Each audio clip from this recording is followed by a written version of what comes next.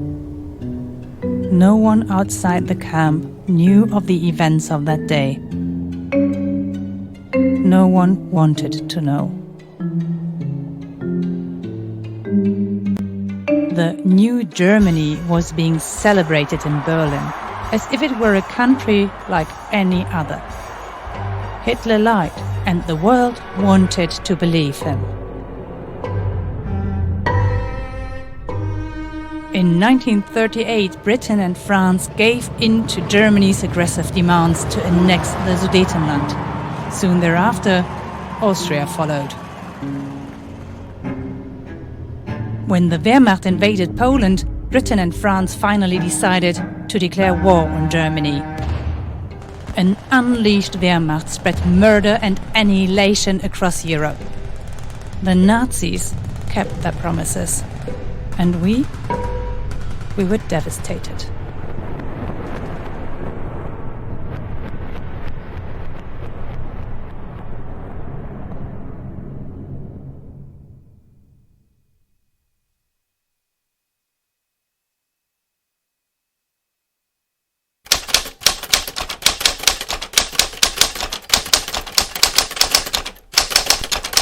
Alright, YouTube. Well, welcome back. This is chapter 3. Hitler made his threats come true and brought war to Europe. Sudetenland, Austria, Poland and France are under German control before Great Britain finally declares war on Germany. We were stunned to see fascism spread throughout Europe. We had to do something or millions would die. Alright, Croatia joins 3-power pact. Finland leaves League of Nations. German bases in the US to be closed. Embassies. The US government calls on Germany to close all embassies in the United States. Alright, so 1, 2, we still got 5 of us. Let's plan the missions. What is this? Frozen lightning? Let's see what we got. We got 120 marks, which is good. 3 paint buckets. I still don't know what they're used for.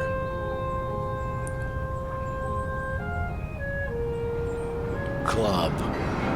Supplies.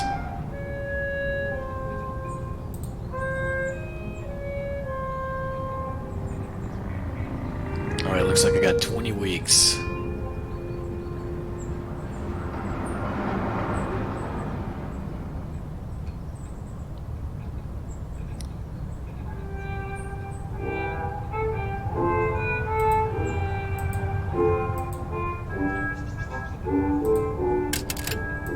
Why can I do this one? I'm missing a set up a workshop. I thought I did that. Maybe I have to do it in this chapter.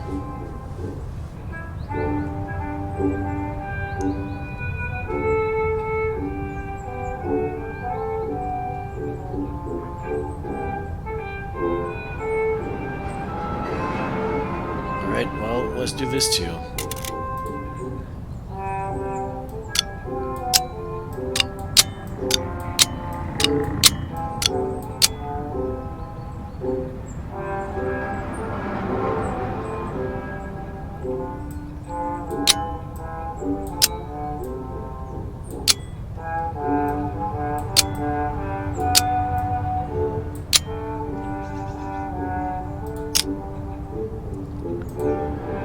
Meet a friend. He's not that great at this. Oh, this is good. Okay. What else we got? He's good too. Alright, either her or him. Let's just leave him on this one. That doesn't do me any good. Alright, confirm. Supporters 10, we need more.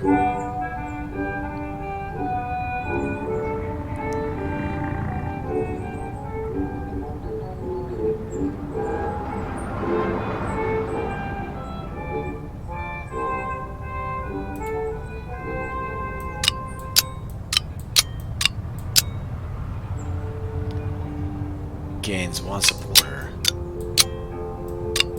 It's not worth it.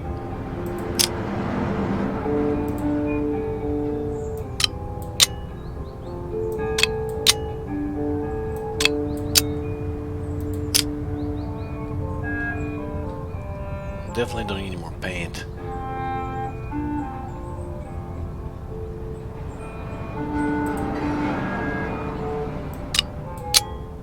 Okay, gains tier 3, it's a little better.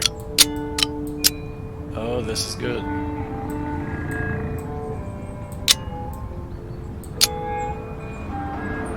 Okay.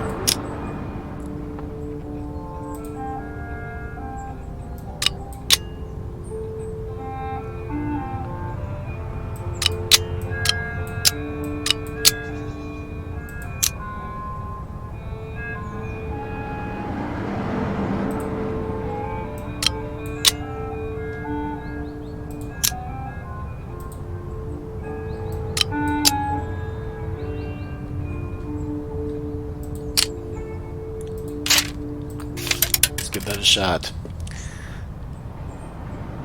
Oh, we only got 3 marks because barely have supporters. 10 people are still supporting us. Okay, hopefully we'll pick some up.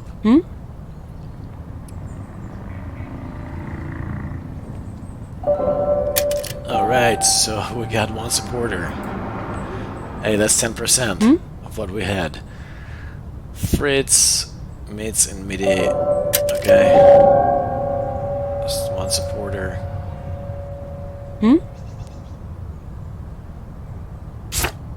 Uh-oh. Let's hide.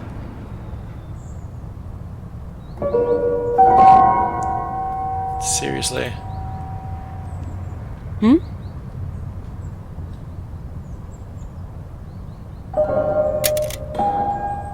Okay, this is good. Another supporter.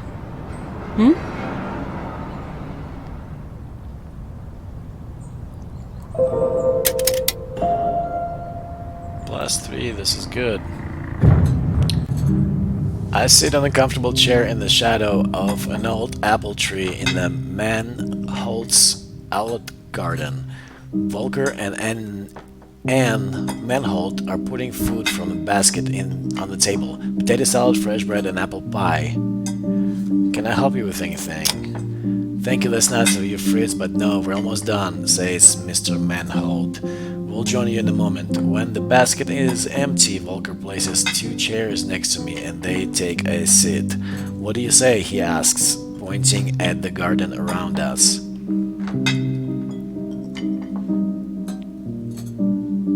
Acquiring such a nice garden in times like this must have been hard. Wasn't easy, says Mr. Manholt. Everyone wants an allot garden right now. There is a long waiting list, but it helps that we have children and, of course, the fact that Volker is serving. When do you have to be back up front? When will your vacation end? Same thing, right? Volker is wearing his Wehrmacht uniform. It's the only detail on this day that reminds us of the fact that we are at war. Too soon, he says. Tomorrow. Where are you stationed? Are you still in France, I ask? I'm not going back to France, but to a secret destination. All vacations have been cancelled, says Volker. Something is going on. Do you have any ideas what they're planning? You can talk about this later, says Anne. Now we eat, Elizabeth. Klaus, go wash your hands and take a seat, whatever you like.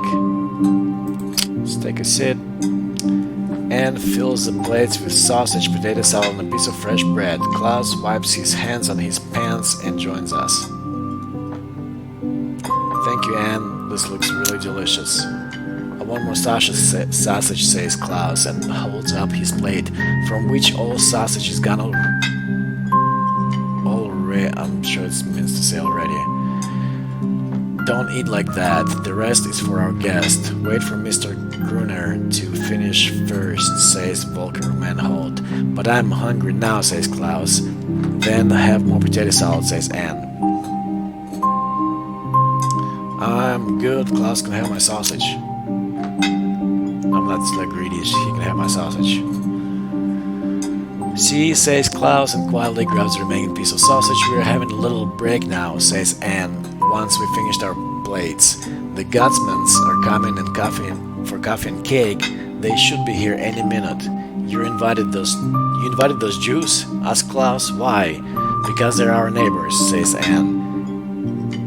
Now go and play in the garden. I will call you when we have cake.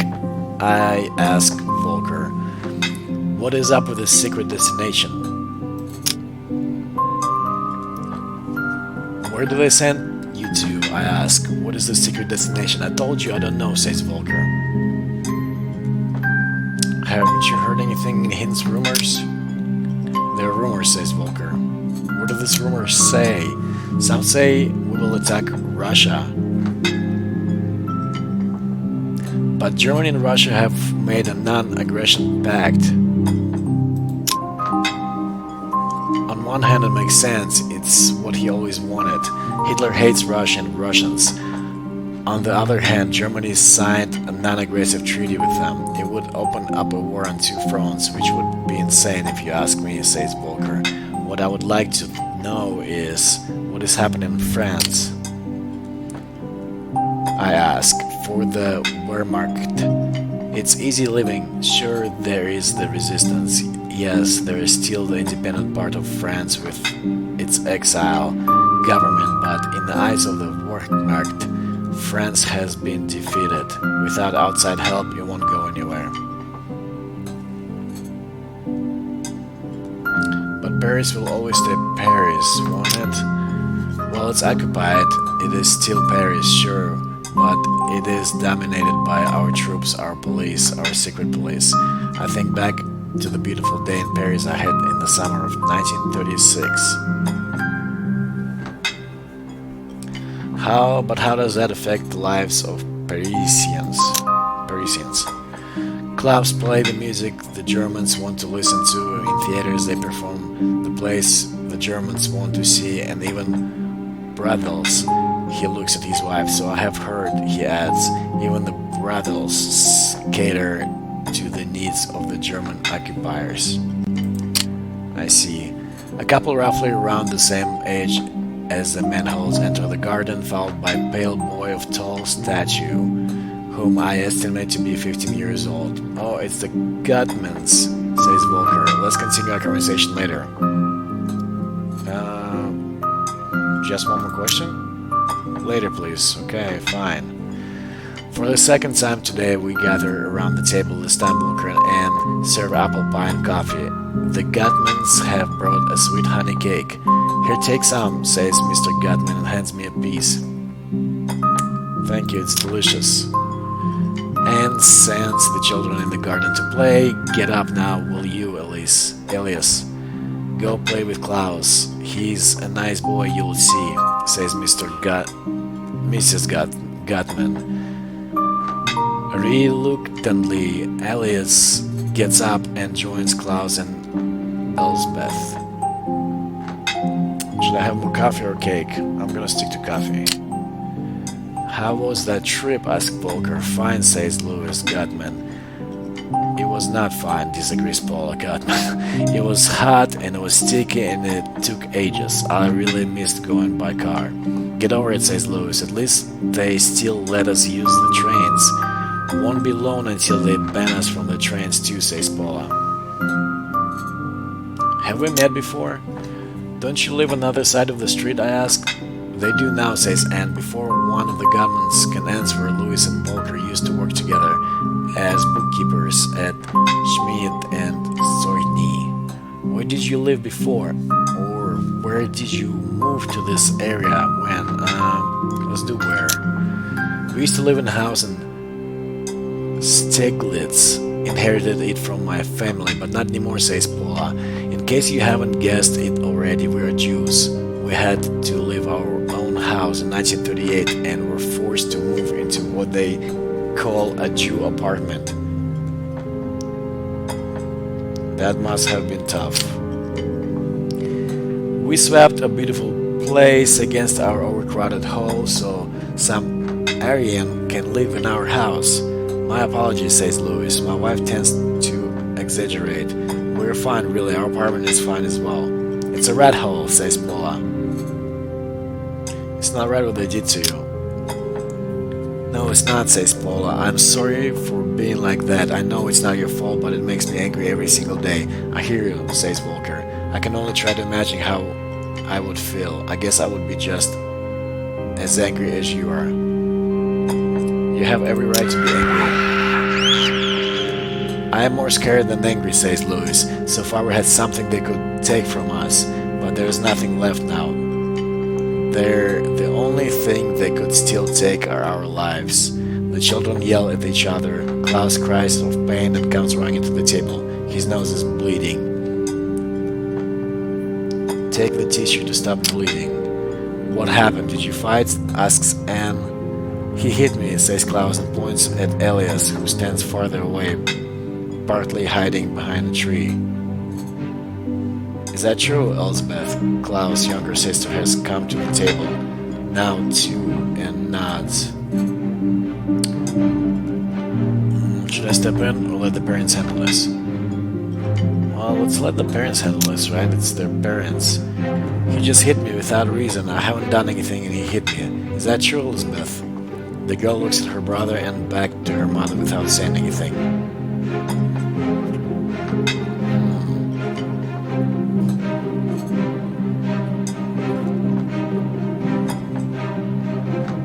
He's lying, I think. I think the girl knows something.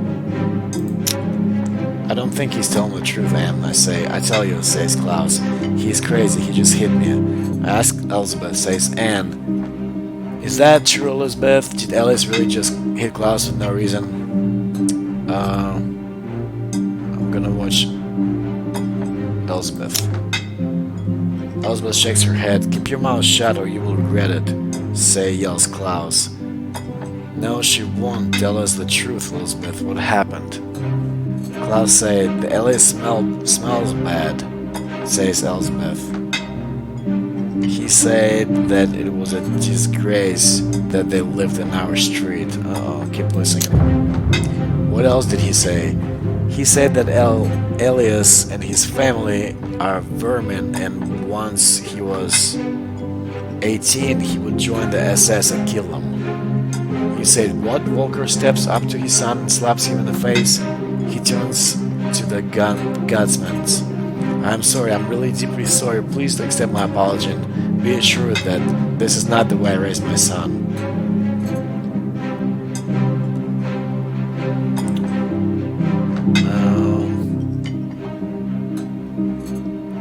I'm gonna back him up because there's no way he should have said anything like that.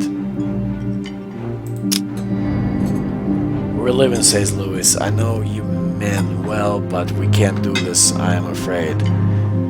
See, says Klaus, they're cowards. It's what Jews do. Without a warning, Volker slaps his son in the face a second time. Okay, that might be a little bit too much. You shut up now. I don't know who you are anymore, yells Volker. It's not his fault, it's the propaganda. They indoctrinate them. Or you need to educate the boy. This is no way to talk to grown-ups.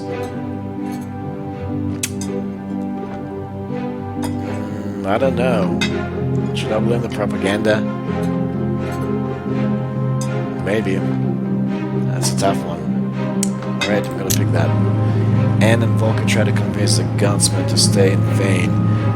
When the family has left the garden, there is a loud humming coming from the sky. An air raid, but there was no warning, says Anne. Look up in the sky. I look up and see hundreds, if not thousands, of airplanes flying into one direction. There is no warning because these are ours, says Volker. Where are they going? Where are they going? East, says Volker. Something is happening, something big.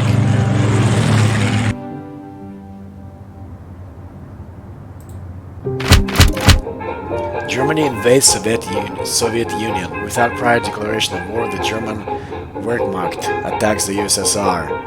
Finland declares war on the Soviet Union. Hungary declares war on the Soviet Union. Jesus.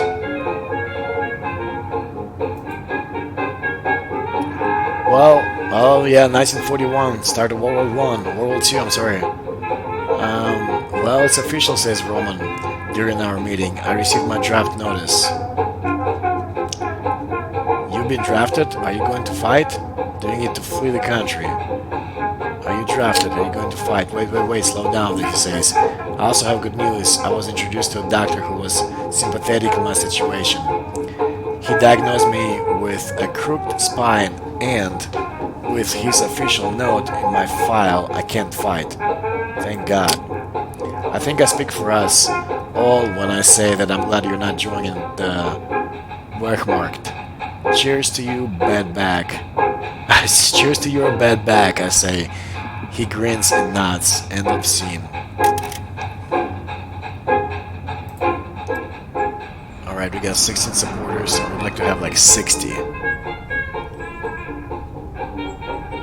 Write slogans at walls. Oh, okay. That takes 3 paint buckets. That's what we need it for. Now I know what paint bucket is for.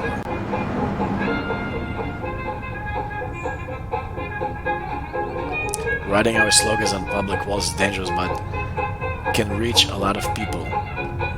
Let's see what we can do.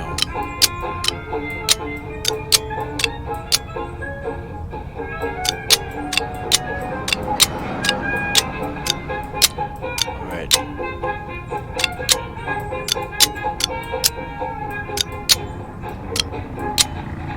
Okay. Now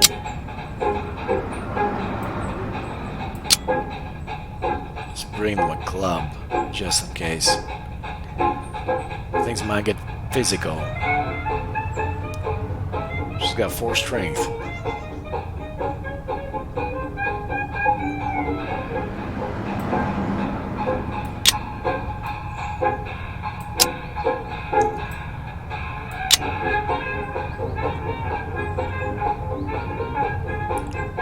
Yeah, take that if we need to bribe somebody, okay.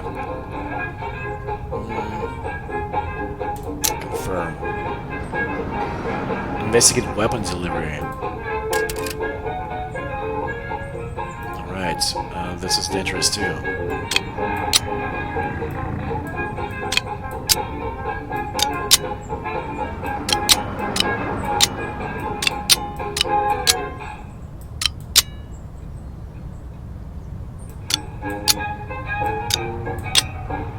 This is so dangerous. I'm gonna fail.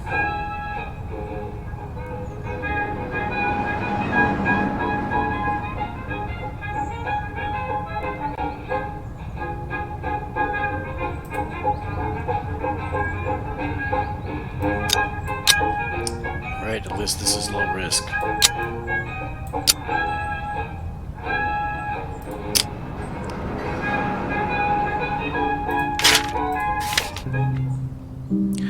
Those who aren't serving in the army must help the war effort in other ways, so I have to assist with the winter heals work in collecting blankets, shoes, food and money for the soldiers. When I arrive in my assigned neighborhood, I meet a silver-haired man in his 60s who extends his hand. Hi there, I'm Wagner. Good morning, Herr Wagner. He shakes my hand with a smile. He looks like we'll be collecting together this morning. Ready? We walk to our first apartment. I'm trying to hide my discomfort, but Wagner is perceptive. What's wrong, he asks. Asking these people for money is uncomfortable for me. It's nice to be part of this. Yeah, asking these people for money is uncomfortable for me. Berlin is already suffering under the rationing, I say. It doesn't feel right to keep asking people for more. Wagner seems the generous of spirit. Well, wartime is hard for everyone, but we're already here, so let's make the best of it, shall we? Alright then, let's begin. We knock on the first door and it's a pleasant family that isn't unhappy to see us. They give us a blanket and a bit of money. Wagner hands the mother a token to show that they gave something. That's a good start, says Wagner. So you've done this before. Is it always pleasant like this? So you've done this before. Indeed I have. I've been serving this country for a long time. We spend a few hours going from door to door. Most people are friendly to us, some are annoyed. Wagner takes it all in stride. The last few we meet are quite pleased with the swift victories of the Wehrmacht and hopeful for a quick end to the war. What do you think of the war, Wagner? Well, his begins. I do not share their enthusiasm, but that's because I fought in the last war, and like I said, it's hard on everyone. But do you think this war will end quickly, or do you feel like there's any similarity? Yeah, similarity. Between the two wars, no. So much has changed, especially the technology, the planes, the boats, the tanks, so much more destructive power. I served on the Eastern Front back in the Great War. And let me tell you, invading Russia is a mistake, and not just because we're fighting on multiple fronts. What was it like back then? Or was the fighting terrible? What was it like back then? I'd rather not go into detail, my friend. It was hideous, to be frank. Suffice to say, if the Wehrmacht can't make a knockout punch before winter, everyone will suffer. All the guns in the world can't shoot down the Russian winter. Thank you, Wagner. I thank you for his help. It was certainly easier to do with him than alone, but I can't forget what he said about the war. What if it goes on for years?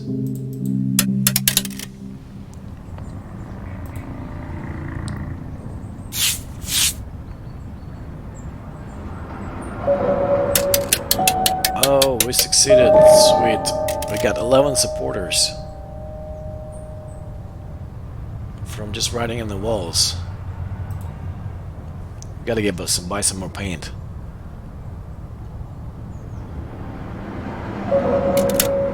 They managed to get a lot of information. Excellent. Soldier Eric Meyer helps us do something.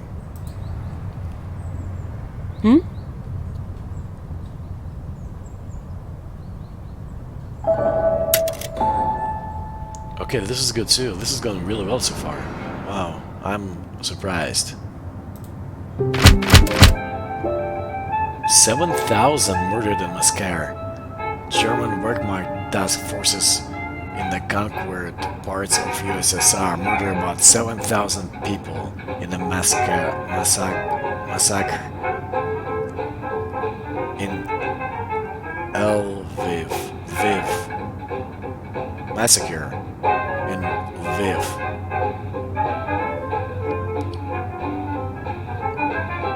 British bombers carry out their attack on Kiel. Wages are dropping. July 4th, 1941, I hear the laughter before I enter the room. Monica sits at the table and is telling a funny story about one of her neighbors. He always does such crazy things. One time, as the Nazis were marching past his house, he took a few rotten tomatoes and threw them at soldiers, shrieking, "Get out of my street, dirty Nazi swine." He only stopped when he ran out of tomatoes. His wife could barely calm the Nazis down. And he wasn't arrested? Or amazing, do you want to invite him to join us? Well, he's a pretty reckless guy. His wife is the only reason he's not in prison. I'm not sure how much longer it will be before he has a real problem. Still, it's good to know that other people believe what we do. If he needs a hideout or a new passport soon, we can help him. He really is a nice person. It would be terrible if something happened to him, answers Monica. Back to missions. Oh, what is this in red? Steal a weapon. This is extremely risky.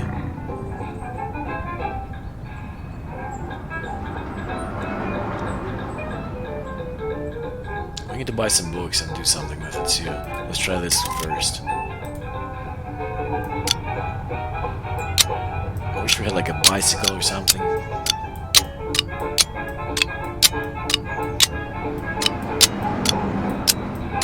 Oh, level up. Okay, let's see what this gets. helpful, doubtful past, athlete, calm, reckless.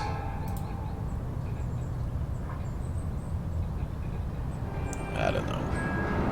Let's see. Propaganda.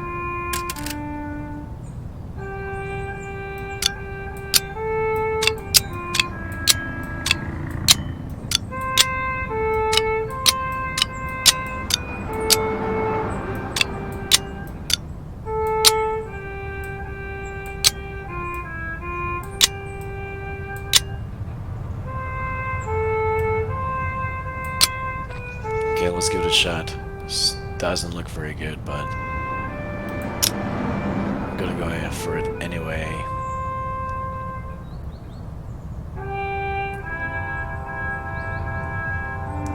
Alright, what about the books? Where do we start? Right here, right? Spread books. Okay, so missing pair of books.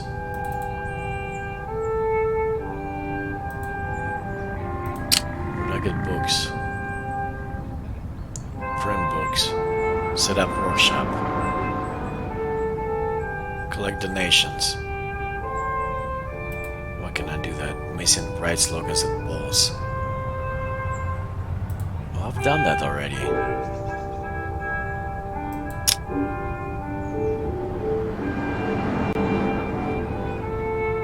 Interesting.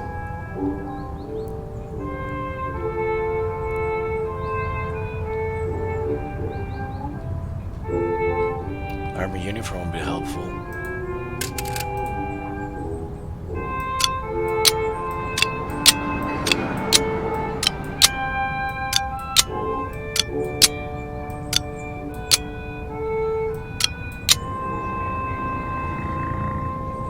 Alright, this is some dangerous stuff I'm going through.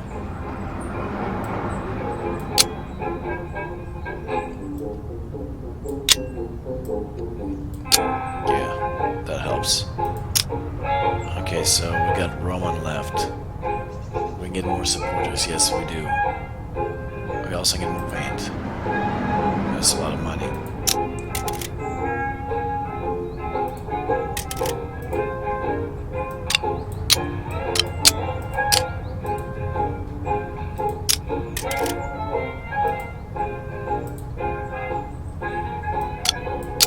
Oh yeah, we're gonna do this one. Right.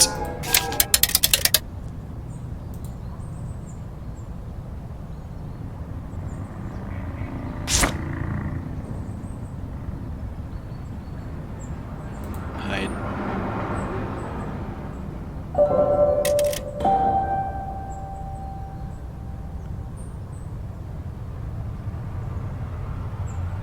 Was that success?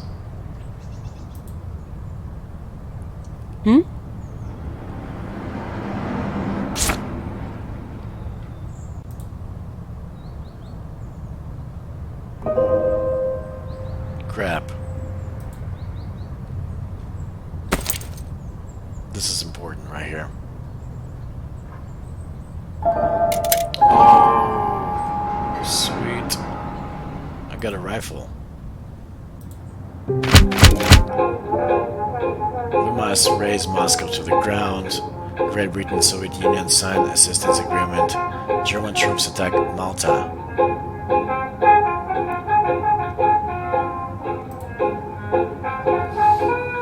July 1941, July 11th. I feel like everyone around me is disappearing, says Roman during tonight's meeting. I miss my brother. Well, not exactly. He was drafted into the army, and just like that, he was gone. So many other young men have been drafted too. I'm sorry your brother was sent to war. I'm sorry to hear that. I hope he will come home soon, I'd say.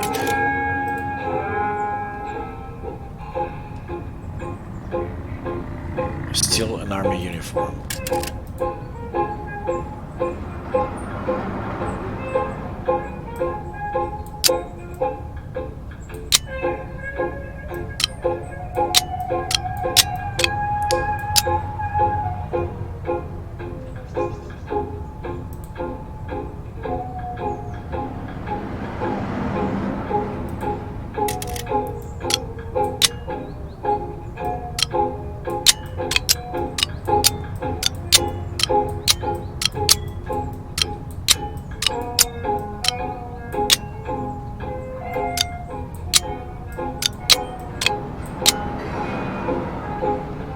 Okay, this is not bad.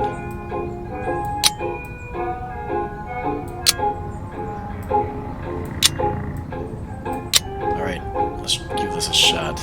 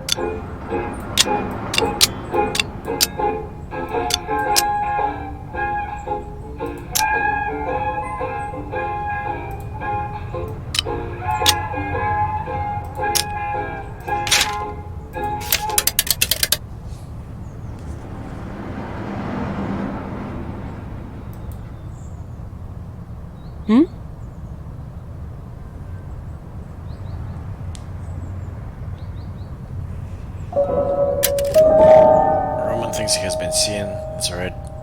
This went well. One supporter only. Uh-oh.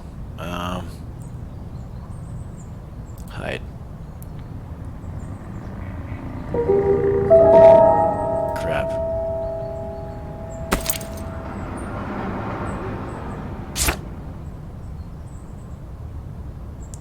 Hide.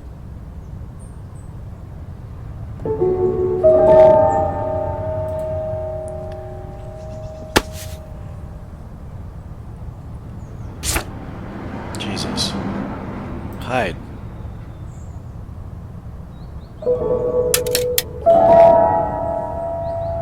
At least that was good. Alright.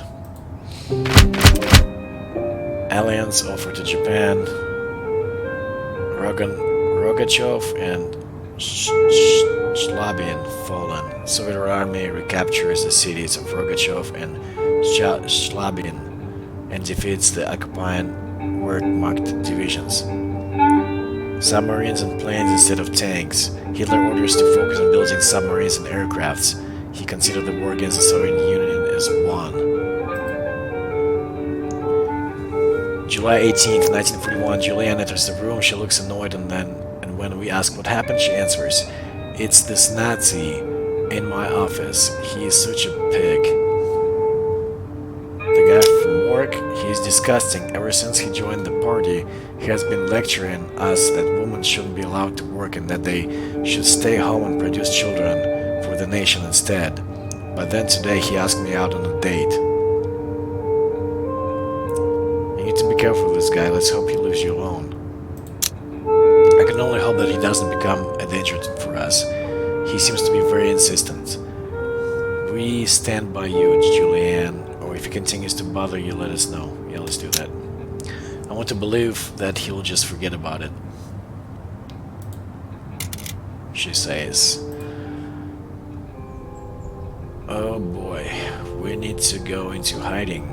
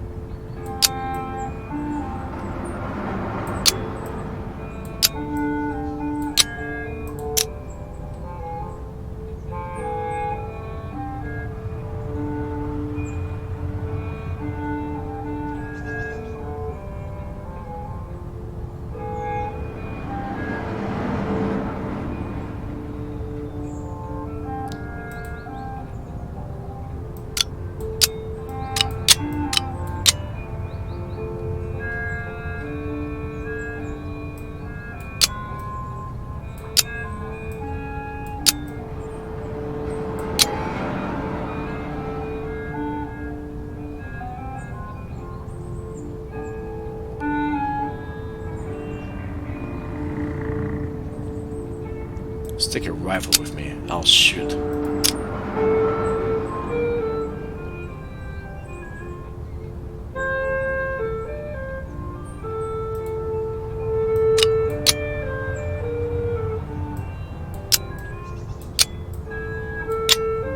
And I'll take a club and I'll fight.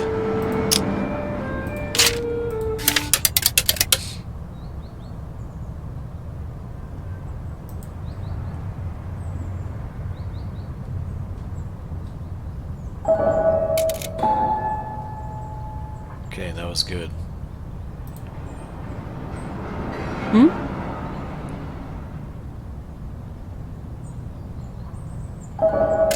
Okay, this was good.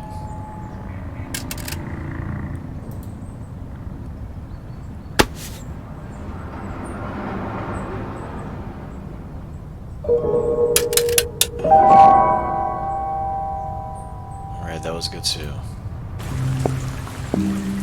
It's raining lightly, but the air is still warm and I walk to the movies for my secret meeting. I'm the only customer in line at the ticket booth.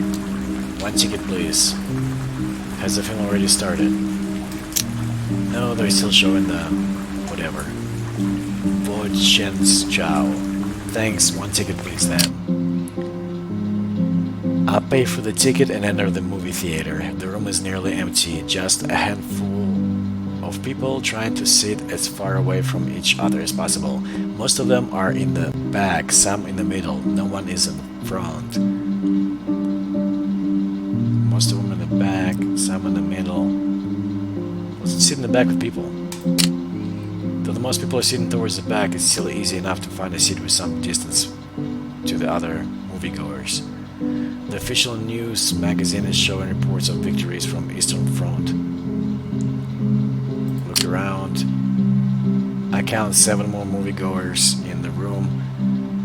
Most sit alone, but a young couple 2 rows behind me seem much more interested in each other than the program. Someone takes a seat behind me and whispers, "Don't turn around." I keep looking at the screen where Hitler is honoring General for the achievements. "It's good you came," she says from behind. I recognize that voice. I know who this is. It's Hannah. I met her in Paris in 1936. Back then, she was trying to convince me to work with the Soviets. Seeing her now working as a Soviet agent doesn't come as a surprise. The movie starts. It's a romantic comedy called Happiness is for Everyone. I'm glad you made it out of Paris. You're mistaken. I never met you before, and I have never been to Paris. Do you understand? Sure, I understand. Good, she says. Listen, Hitler's campaign in the East is very different from the one in France. People need to be told about this. On screen, Albert and Army, our engaged couple, are arguing about his sluggish career. What do you want me to do?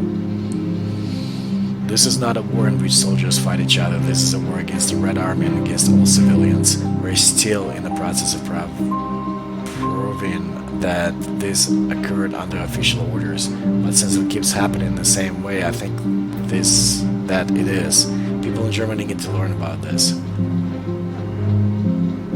What have you seen? 1 week after German attack, I was a part of Red Army squad. We were defending a village, but we didn't stand a chance against the Wehrmacht. I managed to escape, but the rest of my squad was taken prisoner.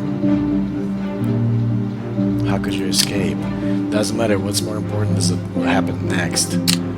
The German officer had them lined up on the main road. He spoke to his soldiers and told them that these people were thoroughly Bolshevized, that they were subhuman and had to die. The prisoners were forced to get on their knees. Did they arrest them? On screen, Albert mimics an excessively lazy employee. The audience laughs. The officer pulled his pistol, stood behind each prisoner, and shot them in the head, one by one.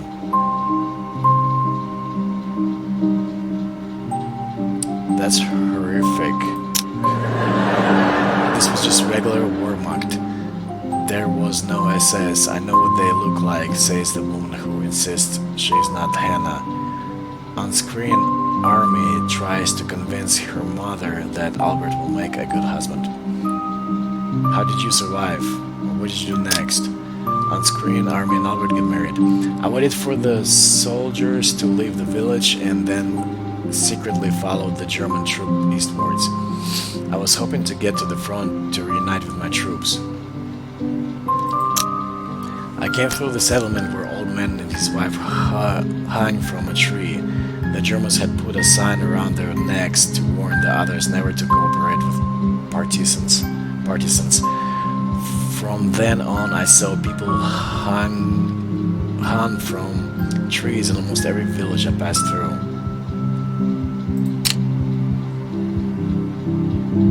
Are there many partisans fighting the war? Maybe it is a strategy of the Red Army to fall back behind enemy lines and attack their blind side.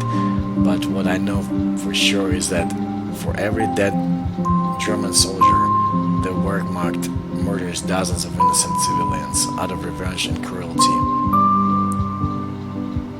You must be mistaken, even the Wehrmacht has a code of honor. Waffen SS and task forces follow the regular troops, but the Wehrmacht does its part, believe me. On my journey, I came through a village that seemed to be entirely empty. At first, I thought the villagers had all fled. They haven't. No, they didn't flee, they were still here. Albert, now happily married, has become even lazier at work, which sparks hysterical laughter and in the cinema. Where were they? I found them in a pit nearby. The Wehrmacht had shot them and thrown them in a dirt hole. All of them, men, women, children alike. I don't know what to say. What did you do? They had tried to burn the bodies, but the damp weather foiled them. I went through the pile to see if there is any survivors. It was awful. I reeked of burnt flesh and decay. I threw up several times. In the end, it was all nothing. They had killed everyone. This can't be true. It is true. This is not regular war. This is not like France. These troops have not come to conquer and rule. They have come to annihilate. Their enemies aren't just the soldiers. Their enemies everybody, including the innocent villagers. But why? What's the purpose?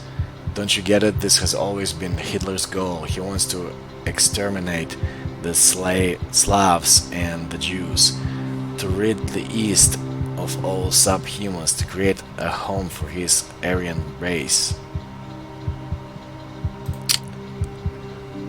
Almost no one thought they would, says Hannah, but I knew she was right. Even in Mein Kampf, the book Hitler wrote almost 20 years ago, he had already planned out what Hannah was describing now. On screen, Army saves her husband's career and Albert seizes his second chance. What can I do? The world needs to know about this. If we could find the official order which proves that this isn't some mercenary Wehrmacht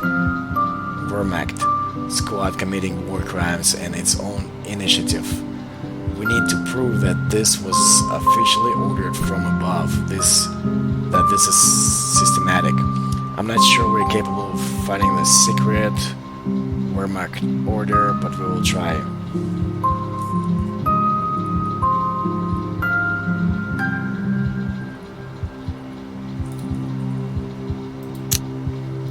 Thank you, says Hannah. If you manage to find the official order to put it in the right hands, it might change the course of the war. On screen, the plot has cleared and final hurdle. Army and Albert's accidental divorce and is now heading towards a happy ending. You mean America would join the war if they knew? Maybe. I need to go now. Contact me through the usual means if you learn anything. And then she's gone. On the screen, the happy couple decide to remarry. Leave the cinema.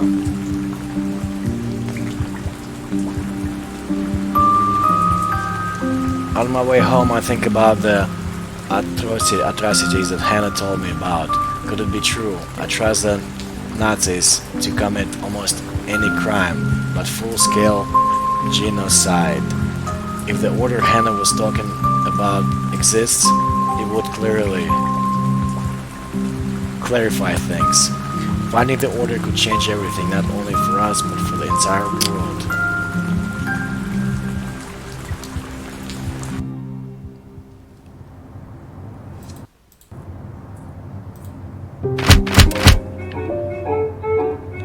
Wehrmacht defeats 13th Soviet Army. Airstrike on Moscow. Great German art exhibition opened.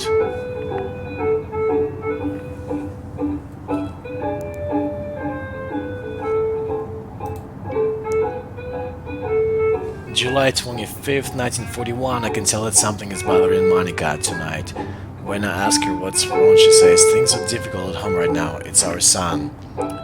Is your son in trouble? No. Well, yes and no, says Monica. He's fighting in the Wehrmacht on the Western Front. A couple of days ago, I overheard my spouse praying for a swift victory on our soldiers.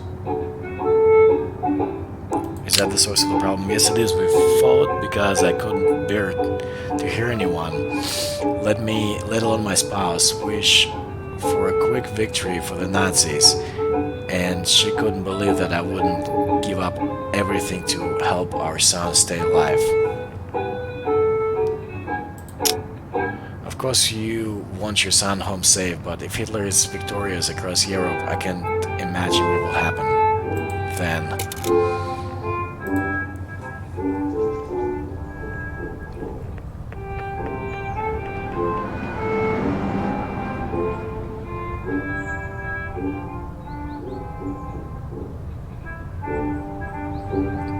Alright.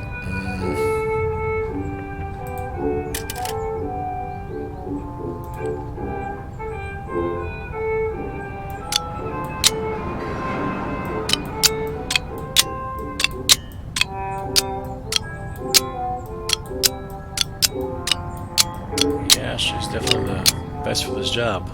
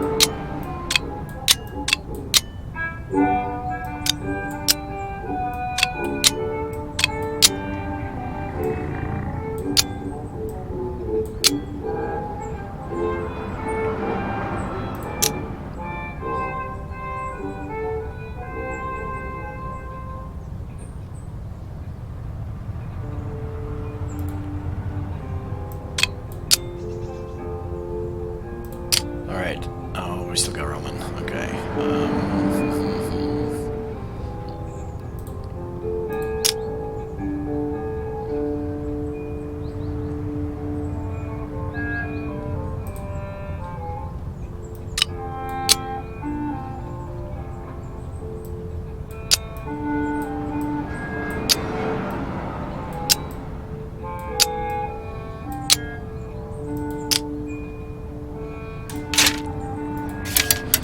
I feel like this is not going to go too well.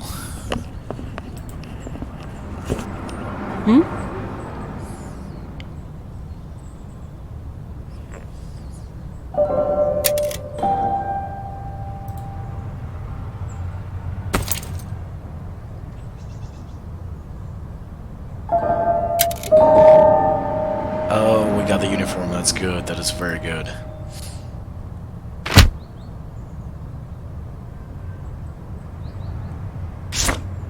Uh-oh.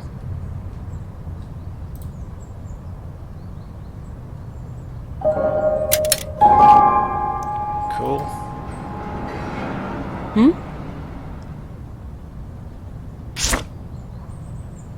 Enforce.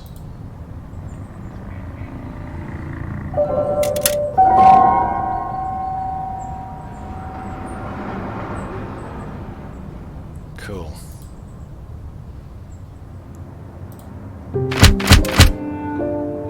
U.S. Special Envoy meets Stalin.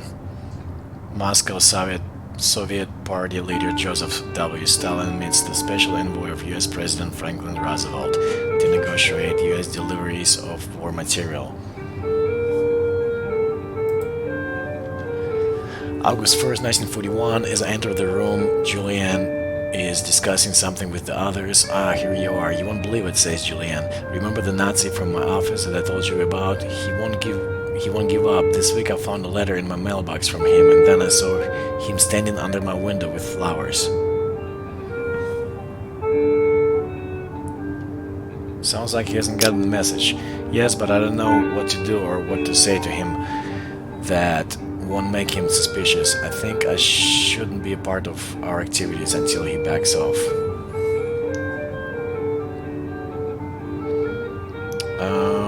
Okay, we can find somebody else.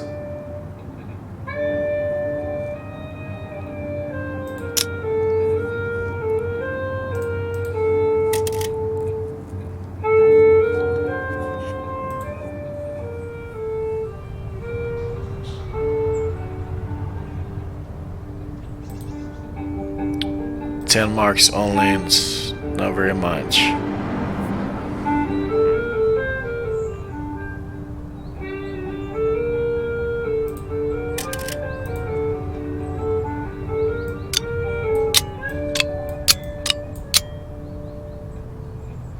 Oh wait, she's still here.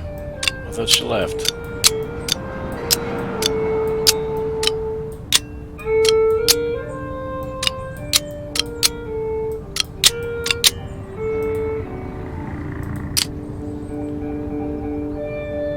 I need to lay low, very low.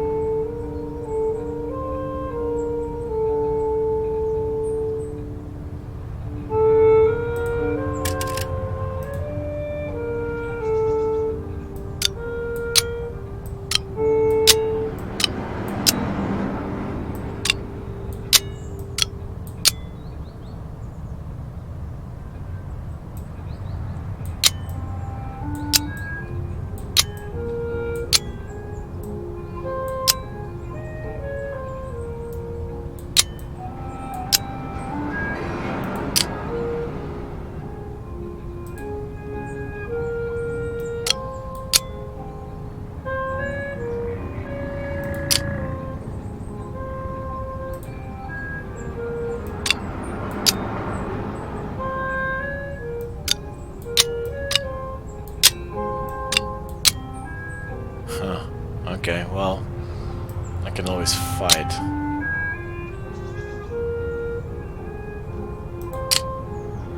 Hopefully this will be okay.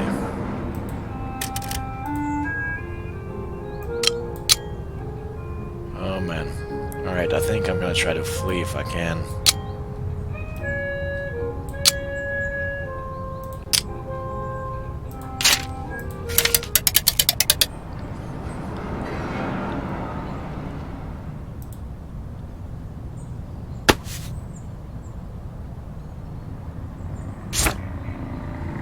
Yep, flee.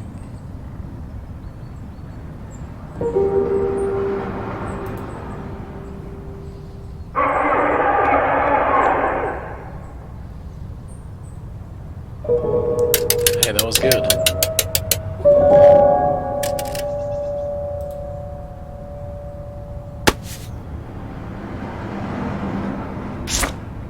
Flee.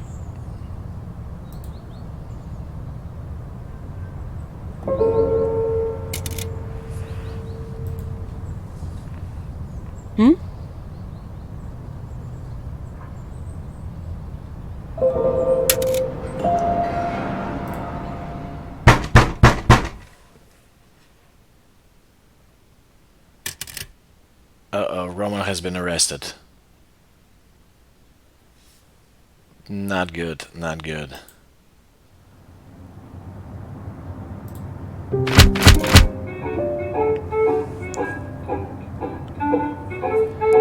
Wehrmacht victorious at Smolensk. August 8, 1941. Helen is incensed during tonight's meeting. This is a Riksdag fire all over again. It is unfair. What do you mean about Riksdag fire? You remember when the Hitler blamed the communists for the fire and just gave them an excuse to start putting us all in prison? Well, now that Hitler has broken the truce with Stalin and invaded Russia, they're back to persecuting the communists again, and now my father is in jail for no damn reason. Can we help? Is there something we can do to help? I asked her. I need a lawyer for my father's in prison, and that's gonna cost money. Don't give her money. I don't have any money. I'm sorry, but we can't spare any money right now.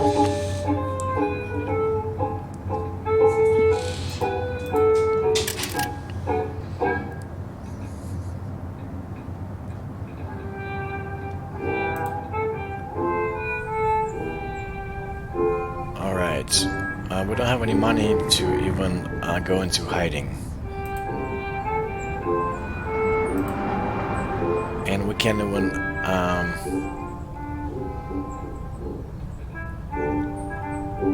ask for donations.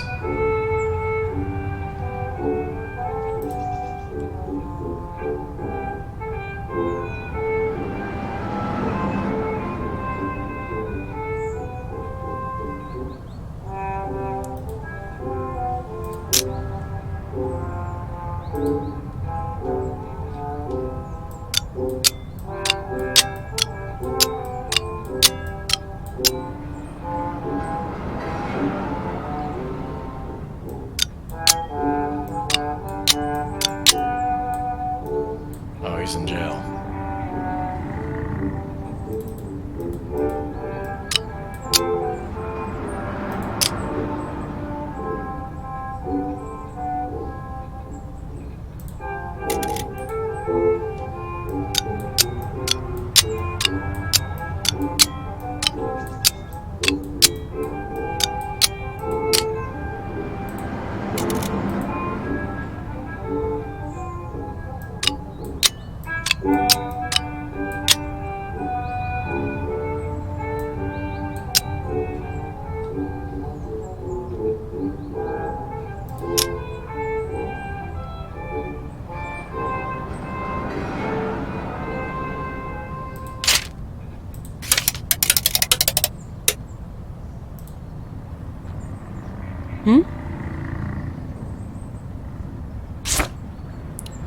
Flee or hide.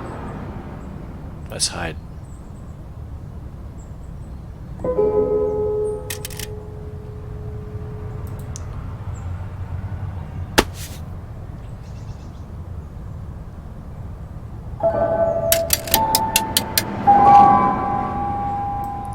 Seven supporters, that's good. We needed that one.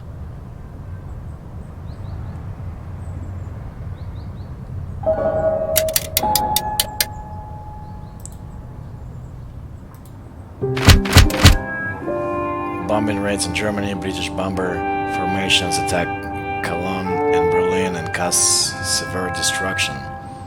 Travel in low season, Great Britain and Soviet Union signed trade treaty.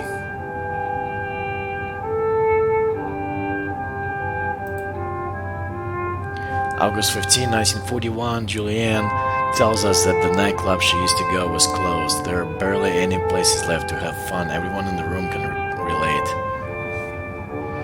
I really miss those times before the war, those simple joys. I learned to appreciate them too late. It is sad to see what a joyless place Berlin has become. I wish we can go back away from all this madness, says Julianne.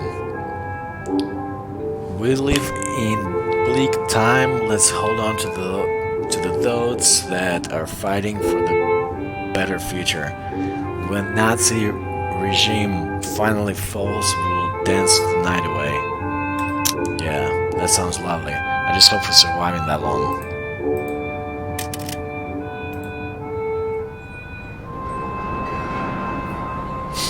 Alright, so... hiding.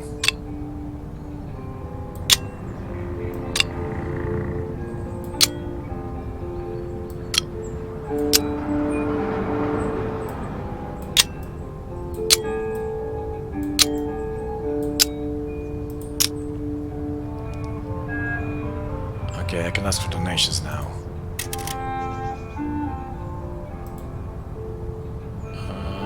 Julian's only one. Okay. Well, this one.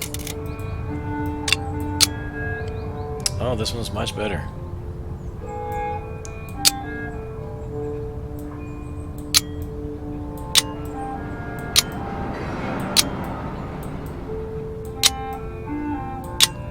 Slowly like that.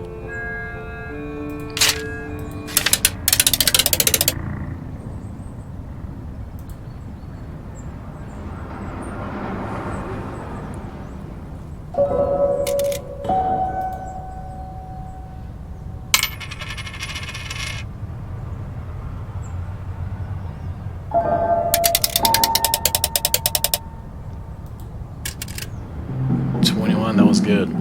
The noise of the air raid sirens wakes me up. It's pitch black outside. I can hear hurried footsteps rushing down the stairs. I put on my coat and shoes and follow the white arrows along the staircase, pointing the way to the air raid shelter. Run as fast as I can.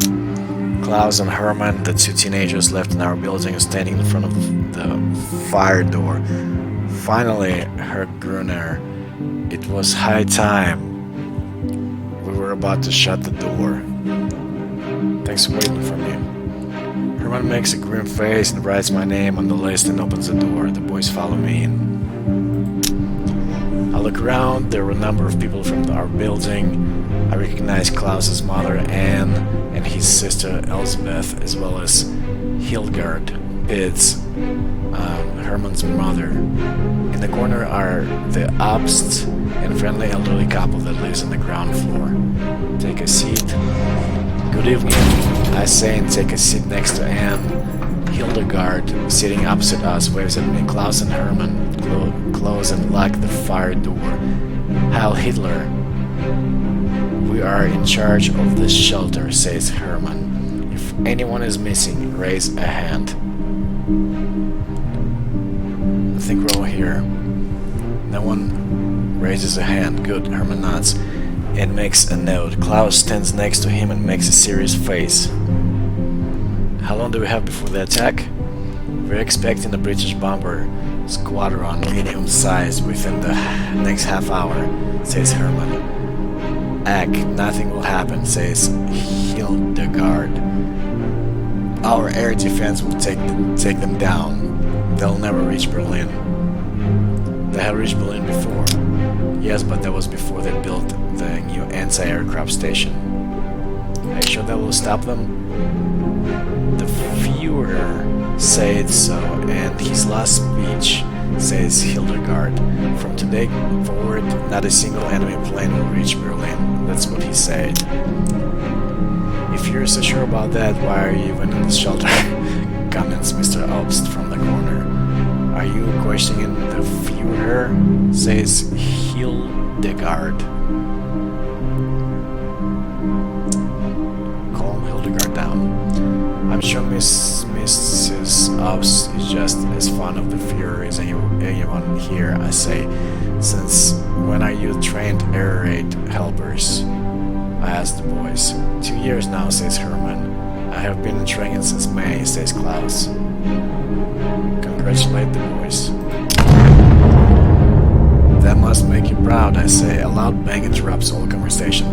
The room shakes and the lights go off. We were hit, yells Klaus. We were not hit. That was close, but not our building, says Herman. Check yourself. I check my head, seems like everything is fine. A child, Elizabeth, is crying. A man whimpers.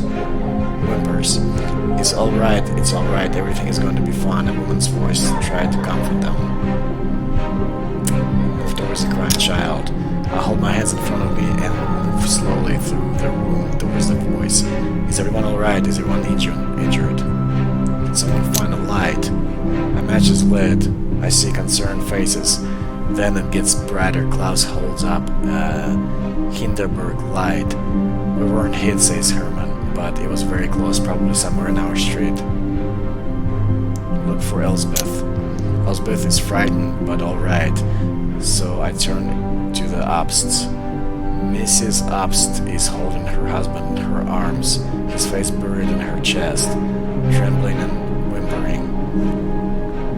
Can I help you? He can't stand the dark, says Mrs. Obst. He will be fine in a bit, just give him time. I'm sorry. What kind of man is this, says Hildegard, crying like a child. What kind of example does this set to our young people? Mrs. Obst held her husband even tighter. Please calm down, Hildegard. I mean, really, what is this? Look at those boys. She points at Herman and Klaus. They're children. Yet they show more courage than you. Cowardly intellectuals. What can you expect? Says Hildegard. Hildegard, please. Something flies through the room and hits Hildegard on the head. Ouch, what was that? Look at Mrs. Obst. Look at Hildegard in the dark.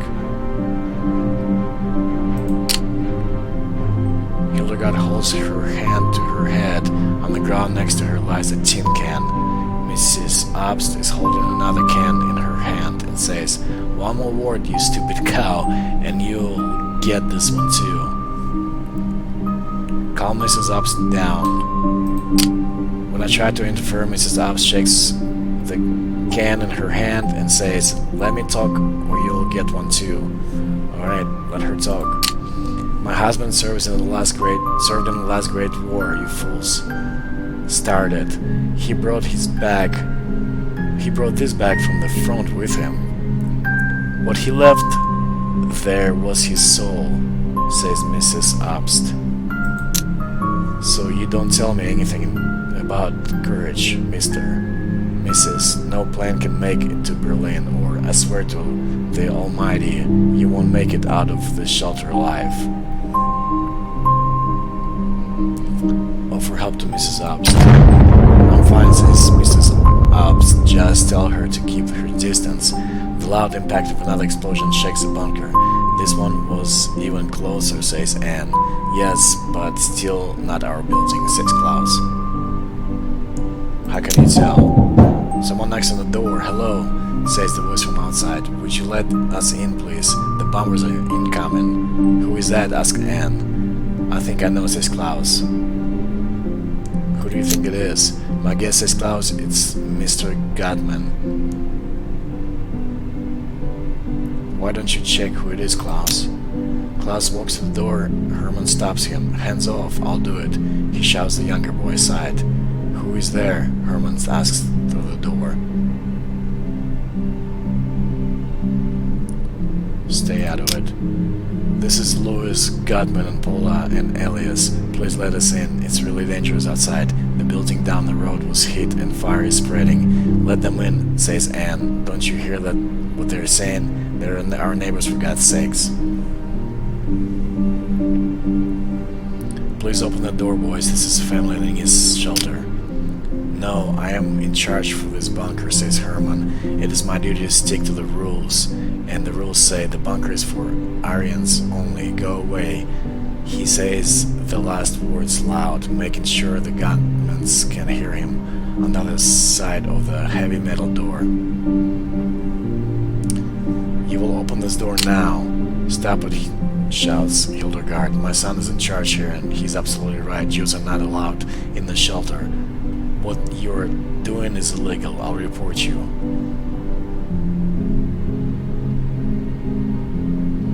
Fine, report me all you want, but let this family in. Something flies through the air and hits the wall next to Herman's chest. I turn around to see Mrs. Obst ready with another tin can. The next one will hit you in the head. I'm really good at this, she says. You hear what you said, Herman. Now would someone please open the damn door, says Mrs. Obst. Her tin can still aimed at Herman. I could open it. No, Klaus, you go, says Anne. Her son stutters. What, me? They're Jews. We're not supposed to. Really, I could open it. Anne grabs her son and yells, You open that door now. Klaus slowly opens the bunker door, his eyes downcast. Look at Herman and Hildegard. Herman has taken a seat next to his mother. Both stare at the family of three entering the shelter. Thank you, says Paula. We know we're not allowed here, but we're terribly scared. It looked like the fire would reach our building.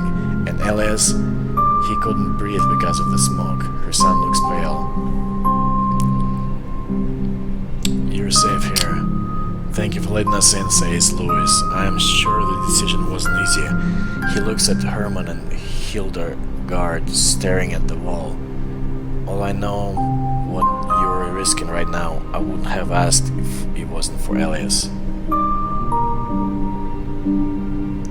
We will be fine. Oh, stop it, says Mrs. Obst. You're human beings, so are we. Well, some of us at least. So of course we will let you in. We spend the rest of the evening in silence. There are no further attacks, and soon enough we hear all clear signal. The Gutsmans are the first to leave the bunker. Hildegard stops me in the corridors and says, What happened here tonight was an outrage. Normally I'd turn you all in, all of you. She looks at Anne and Klaus, who are looking away.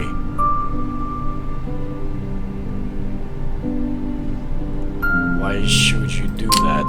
Because what you did was against the law, says Hildegard. But since we're neighbors and we have known each other for such a long time, I'll look past it, she says. How generous of you. But this was the first and last time. If I see any of you helping Jew again, I will turn you in. You know where I work. You know who I know. Don't try me. Come on now, Herman, says Hildegard. I turn to Anne. Do you think she's serious? She means it, but she won't turn us in. That would make her own son look bad. After all, she was in charge of the bunker. He was in charge of the bunker, and he was overthrown by an old woman. We laugh even though there is nothing funny about this. End the scene. That was crazy. Narva and Novgorod captured. German companies can now recruit Spaniards. Dutch cinema is forced to show a movie. August 22nd, 1941, during tonight's meeting, Julianne complains that she can't sleep. Sometimes I hear air raid sirens in my sleep, even though there's none. It's awful.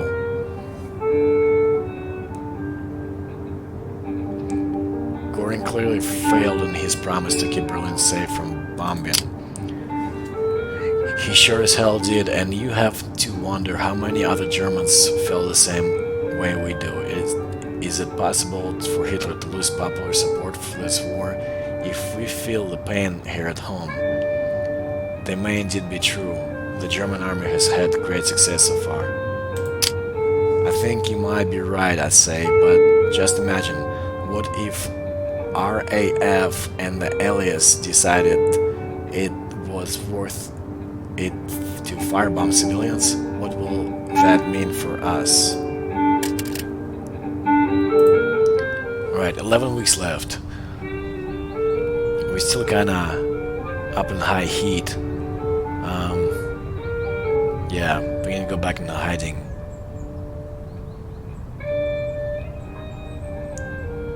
Free Roman. We're doing it to Free Roman.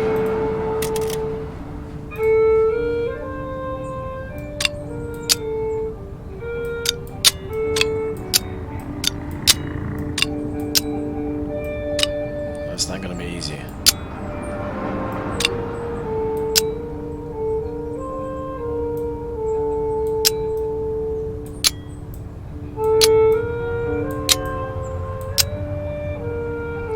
Alright, I'm gonna grab a rifle.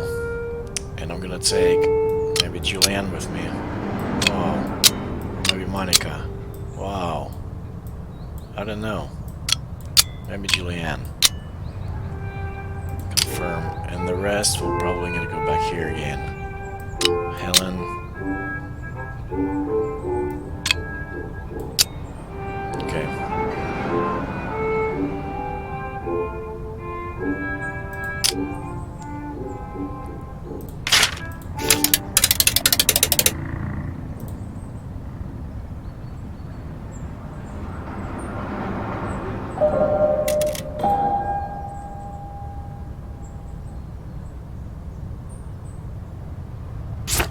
Oh, that's not good. Enforce.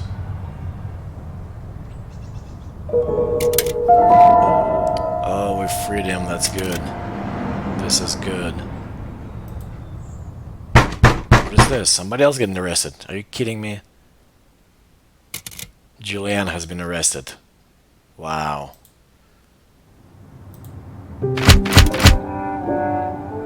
SS murders 14,000 civilians in Ukraine. August 29, 1941, during tonight's meeting, we discussed the war, and Monica says maybe it will be shorter than we think. Shorter because the German army is so formidable.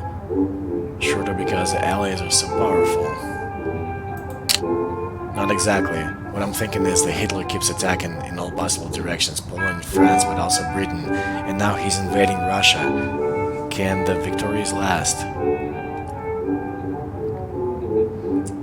It feels like the Nazi army is unstoppable.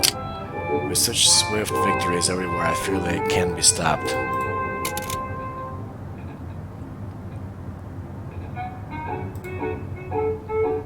Alright, we got him out, but now she's in jail.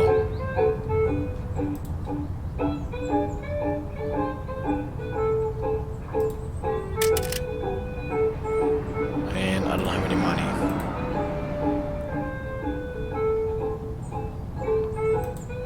So we're gonna beg.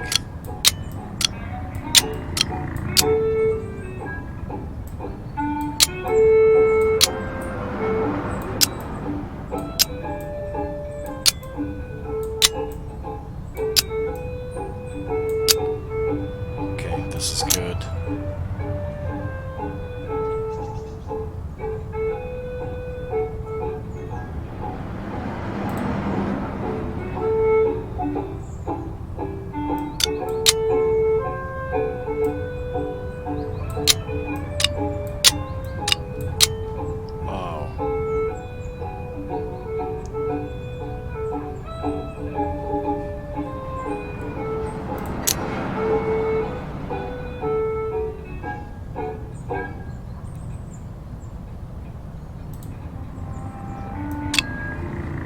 I don't need to buy paint. Still a weapon. Maybe I'll try to free her. Oh, 2 people required. Oh yeah, Roman is with me. Oh, he's no, he doesn't need to do anything with this. Well, we can flee, right? Oh, this is so dangerous. Yeah, let's be safe.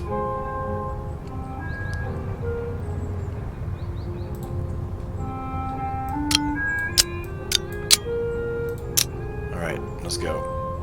I think we're just gonna not assign them to anything.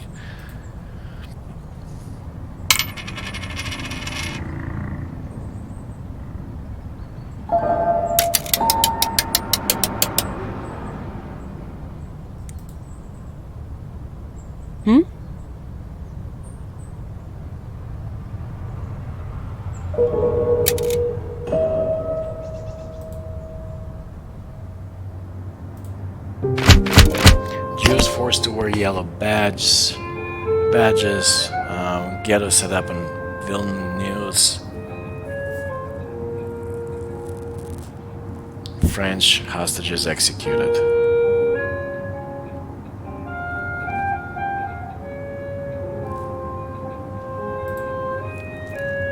September 5th, 1941. When I arrived at our meeting, the others are reminiscing. Do you guys remember the Summer Olympics? I miss those days, says Helen. Yes, summer 36 seems so long ago.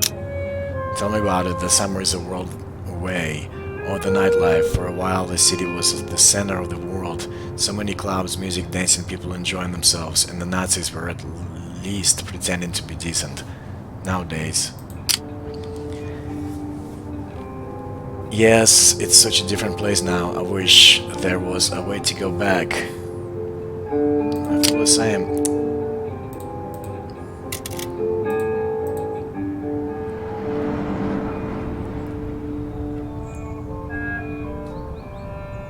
Alright. I think Monica can probably... No, she cannot get that guy back. Or Julianne back, I mean. Yeah.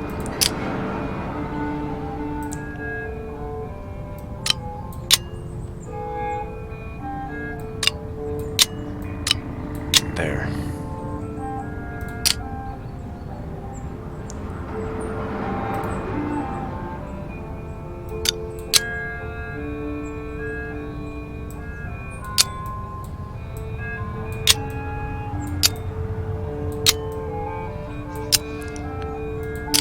Alright.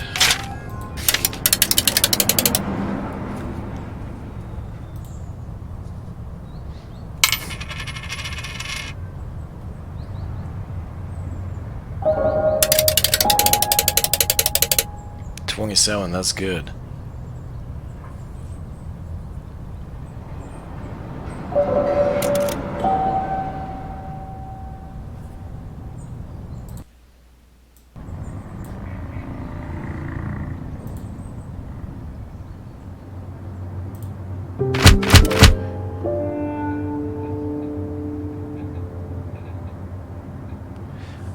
Roosevelt orders U.S. Navy to fire at German and Italian ships who were inside U.S.-American waters without warning. September 12, 1941, Roman looks nervous during our meeting. I ask him if he's unwell and he says, I just can't stop thinking about my family in Russia. You have family in Russia? Do you think they could be in danger?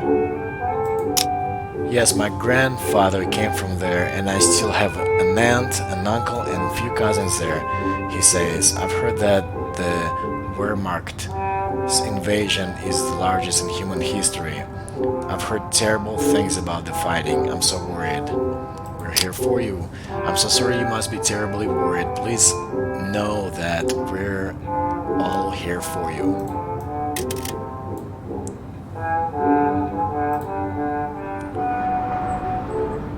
Alright, we need to break her out of jail.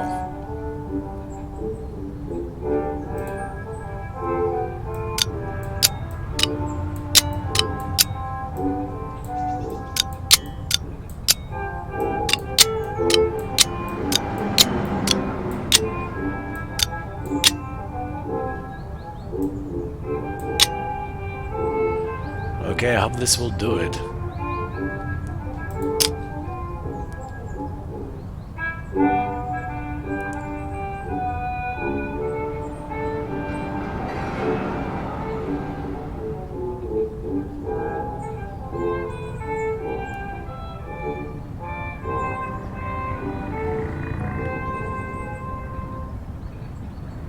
Have a party.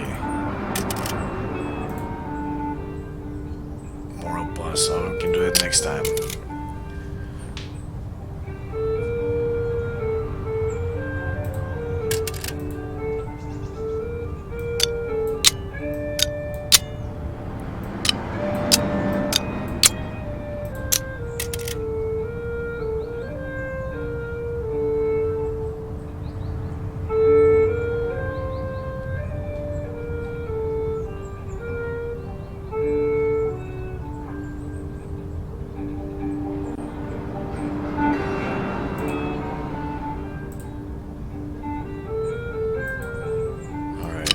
Try this.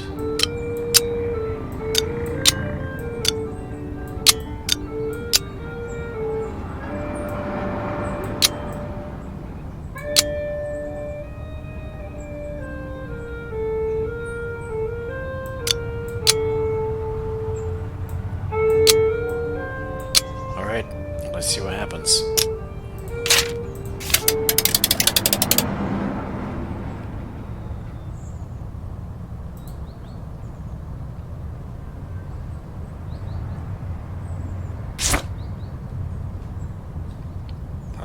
force or hide? Let's hide. The witness leaves. Okay, that's good.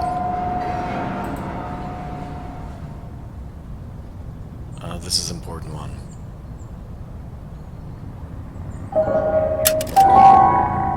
Okay, this is good.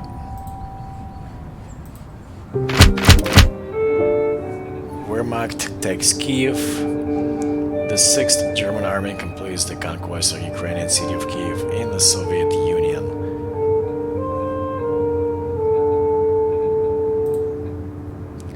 September 19th, 1941, during a break in our meeting, Julianne pulls me aside. Something has happened. This could be big for us. What happened?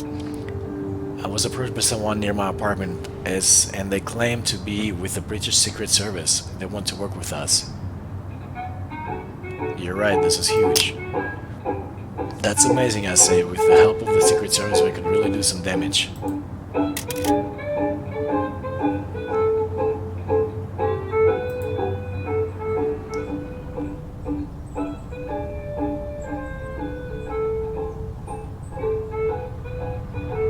Alright. Don't have enough money for this.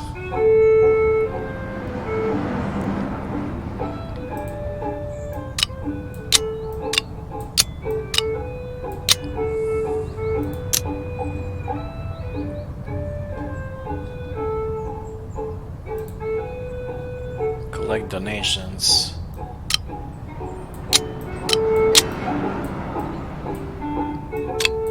Wow, Monica.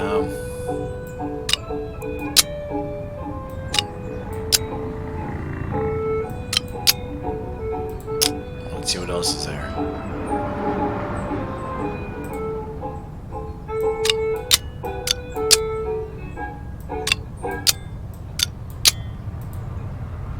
Alright, send Monica to collect donations for sure.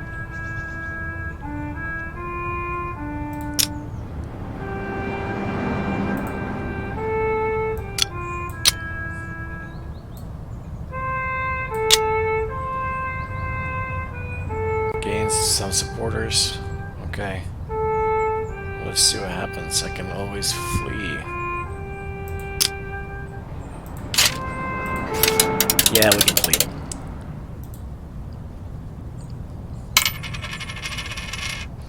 Let's shoot for 29.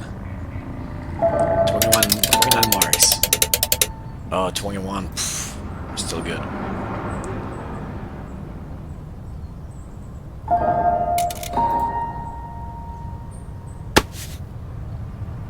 I'm gonna get cut probably. Oh no, I didn't. This one well.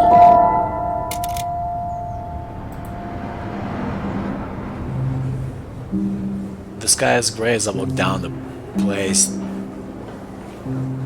de la Concorde. It has been 5 years since my last visit to Paris. 5 eventful years, years in which the face of Europe was deeply scared. Look around. One sign of change is visible from afar. Giant swastika flags on the facade of the Hotel Le Maurice. Check the address. I'll look at the crumpled note that Falk gave me in Berlin. According to the message, the meeting point is in a side street behind the hotel. Continue to the meeting. All this walking has made me hungry, and I wonder if they will have food there, or if I could get something on the way. There's a bakery nearby. Enter the bakery. It's a small place that smells freshly baked pastry. This is a line of people in front of me. Get in line. It's finally my turn. I point at that crescent. I say "s'il vous plaît" in my broken French and fish a few coins out of my pocket. When the bakery assistant hears my German accent, her expression darkens. Smile. I give her a friendly smile. All conversation in the bakery stops. Silently, she takes my money, hands me a paper bag with my croissant, and turns to the next customer. Say thank you and wish her a nice day. I try to say goodbye as politely as I can, but she doesn't react. Okay, I'm gonna leave. Back on the street, I eat the croissant and think about people's reactions when they heard my German accent. They seem scared and angry at the same time, but can I blame them? Will the world be able to forgive us? If this war ever ends, will anyone ever be able to look at Germany again without seeing the crimes and atrocities committed in our name? Hurry to the meeting point. Alright, looks like 85 years ago, a woman with fashionable hats and opera coats, elegant men in suits, and if everyone is on their way to the grand dinner party.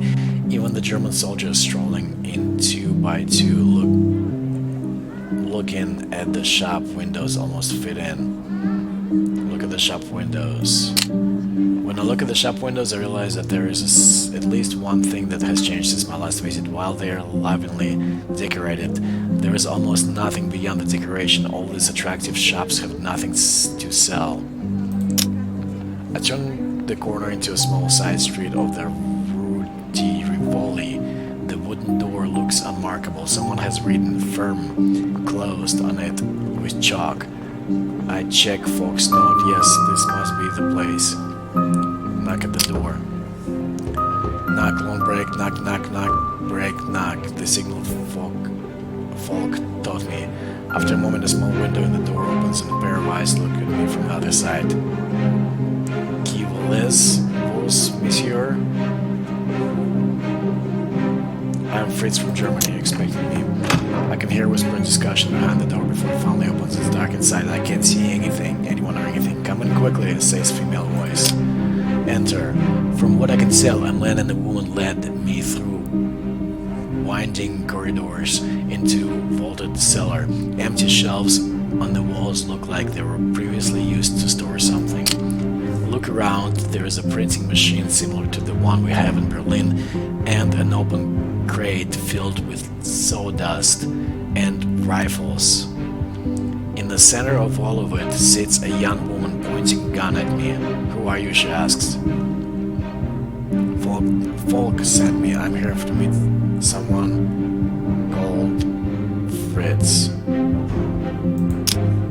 She nods and lowers the gun. George, it's for you. From a dark corner, a man enters. He's wearing sturdy worker clothes. I met this man 5 years ago. Despite the poor lighting and despite the fact that he looks very different without his fine suits, I recognize him instantly. Do I know you? He asks. You're a British journalist. We met here in Paris. Your name is George. I believe we met 5 years ago. All right, you were a friend of Claire's and of those communists, Hannah and Richard, weren't you? Poor Richard. Foreseeable, but still very sad. How's it going? What do you know about poor Richard? Haven't you heard they killed him in Spain? His own people shot him in Stalinist purge. I don't understand how Hannah can still work with them. There were a couple once. I have no idea. So you're here to meet Fritz. Folk told me to meet him. Wait, I thought I was Fritz. I was hoping to meet someone called Fritz, yes. He's in Paris, but not here. He will be insane to be seen with the resistance. But Claire can bring you to him. Claire, a dark-haired woman, enters. I know her, it's Claire. Good to see you, Claire.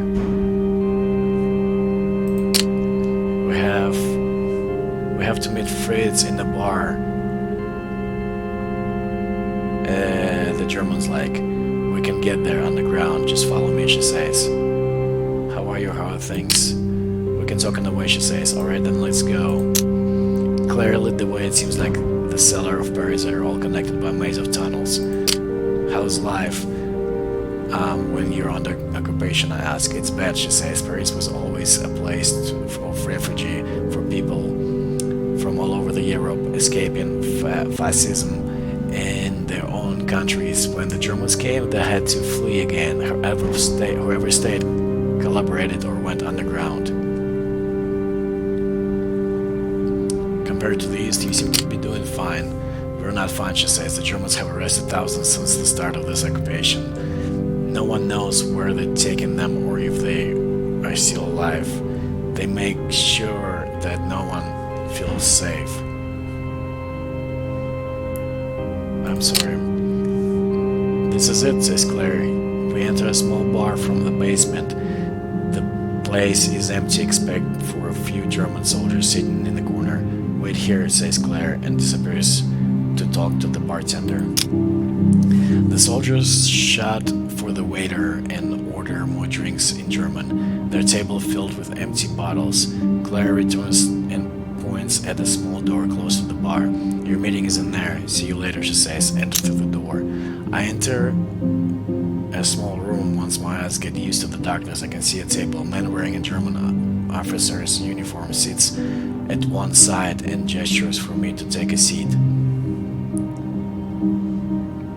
Wait for the man to start talking. I wait for the officer to say something. I have heard about you and your group. What you're doing is important right now, but people like you might become even more important in the future, he says. People like me, fighting the regime is important right now, but there will be a time after the Nazis, a new Germany, once Hitler and his pose of criminals are gone. What will this Germany look like? What do you mean? What I mean is, who will govern it? How will it be governed?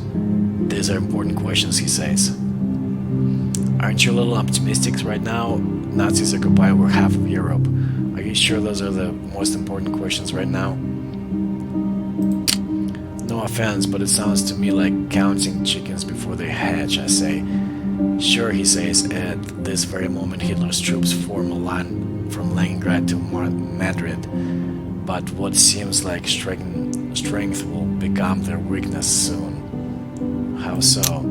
The troops are scattered too far apart. Germany was better armed than the rest of the world expected, but at the end of the day, it's still only a mid-sized country. Maybe, but Hitler isn't alone in the world. Hitler's allies are megalomaniacs just like him. They won't save the day either. Italy's dream of the Mediterranean as Mare Nostrum. Oh, come on, he snorts. Keep listening. We have already seen the peak of Germany's power. From now on, things can only go downhill for the Reich. But there is still a problem. He takes a sip from his glass. What's the problem? If we want to stop the Nazi from the inside, we need the help of the military. There is no way around the coup. But most generals are still loyal to Hitler, even though they can see that he is leading the country into catastrophe, he says. If they see that, why don't they stop him? Misplaced loyalty, opportunism, fear of what might come after the Nazi.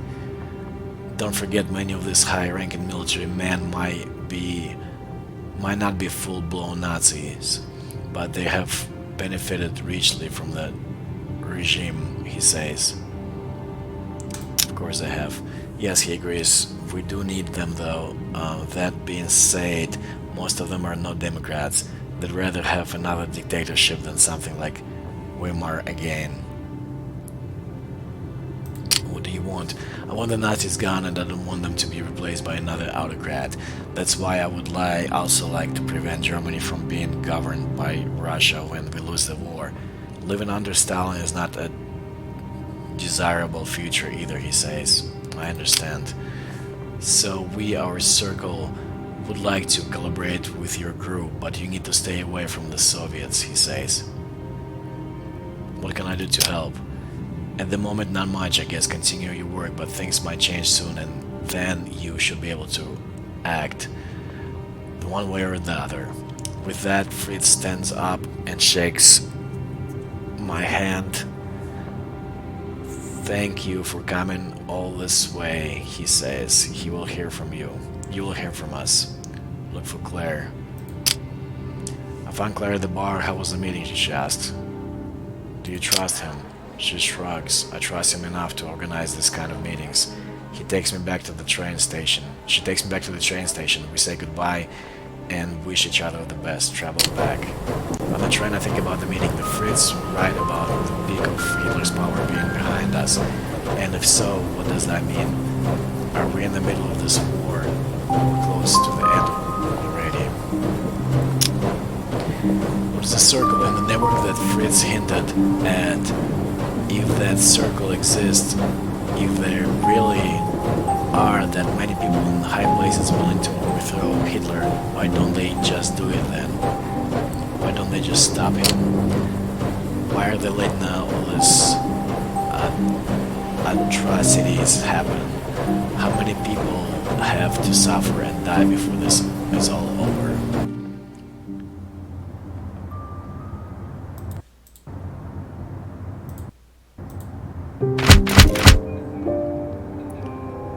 German victory at Kiev. German troops win the Battle of Kiev and capture 650,000 Russian soldiers. Russian tank weak in Britain. Stalin agrees to Atlantic Charter.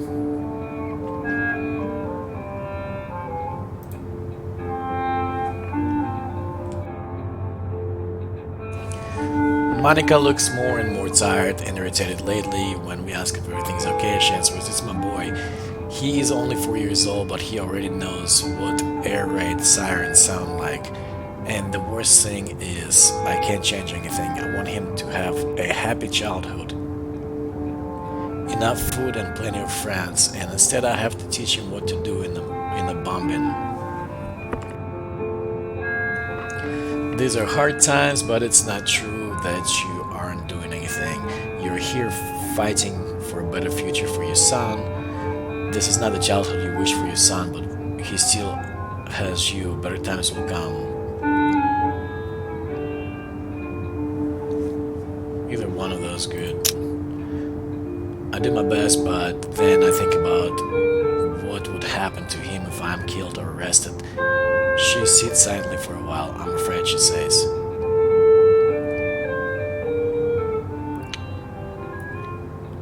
"You have my word, your child will never be alone." She looks at me and says, "Thank you, I just hope it will get better soon."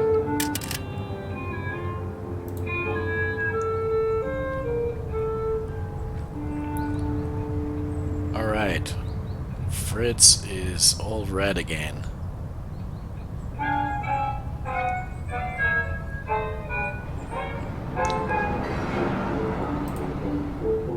Let's see what to do about it, I guess. Send him back here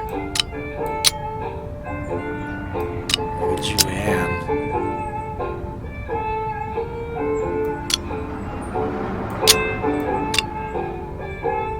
And Helen.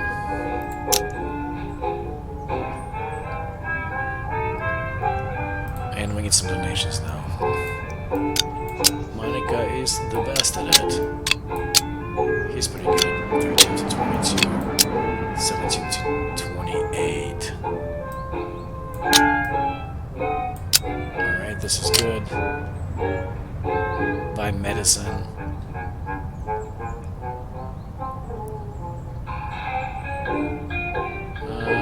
Fine, I don't think I have any medicine.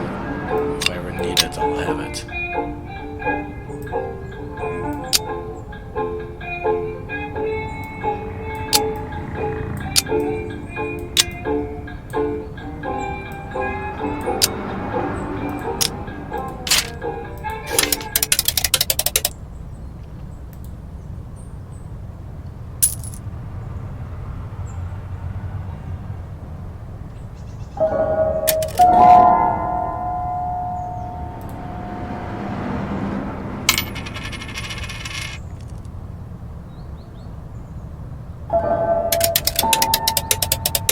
Alright.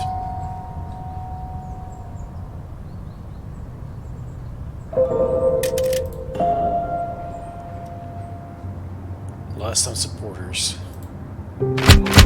Bombing of Hamburg. The Royal Air Force bombs Hamburg, deploying 85 tons of bombs. Wow. Mass murder of Jewish population in Kiev. After Germans took the city, 33,771 Jewish civilians were shot. Jesus. Battle of Moscow begins. Germany's army group center with up to 2 million troops, more than 2,400 tanks and assault guns attack the Russian capital and begin the Battle of Moscow.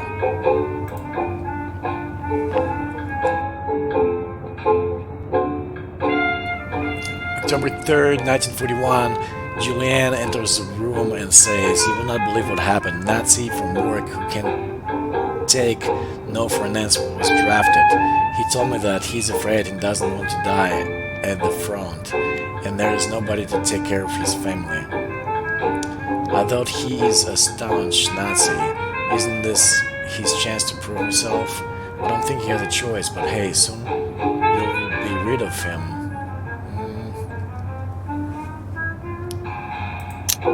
That's true, but somehow I feel sorry for him. He lives alone with his widowed mother, and there is no one else to take care of her. Nazi or not, he's a good son, she says. But what about all the people who lost their families in this war? Did he think of them when he decided to support this regime? I ask myself that too, but his mother is just a lonely old woman who doesn't have anyone else. Julian looks dejected. Should have thought about her before he elected Hitler. I guess you're right, she says.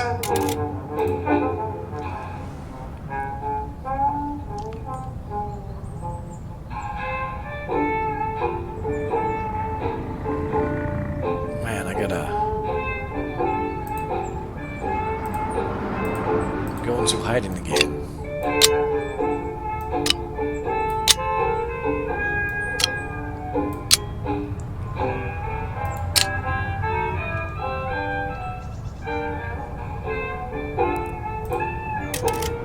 Still an army uniform, which is dangerous. No, I'm not gonna do that.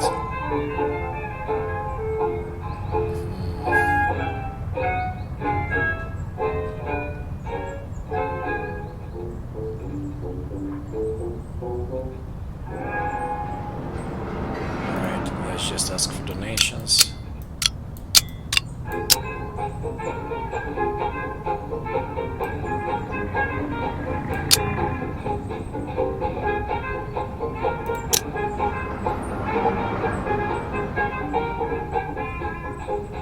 Alright, that's all we can do.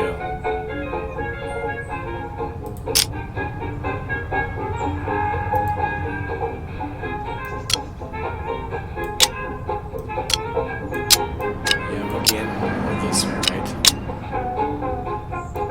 Alright.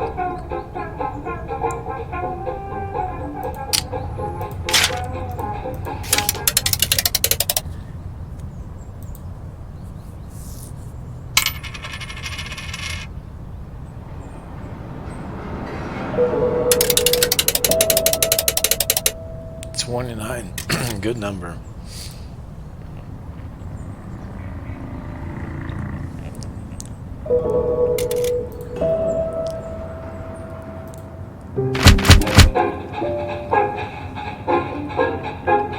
Hitler, Soviet Union defeated. In a speech of Berlin Sports Palace, Hitler says that the USSR had been defeated and would never rise again. Women and children evacuated from Moscow. Snowfall in Moscow. October 10, 1941. You know what, says Monica, during our meeting, you never see private cars anymore on the streets of Berlin. The trains are still running, of course, but far fewer automobiles. Yeah, I noticed that too.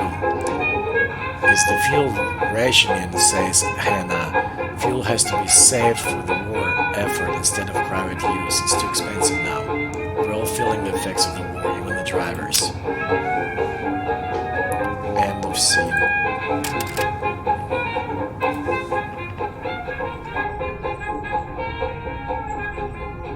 Alright, we're looking better on the heat. How much money we got? 46 marks. Which really could go all the way, right? Only got 2 people that need it. Alright. Let's see, what do we want? What do we need?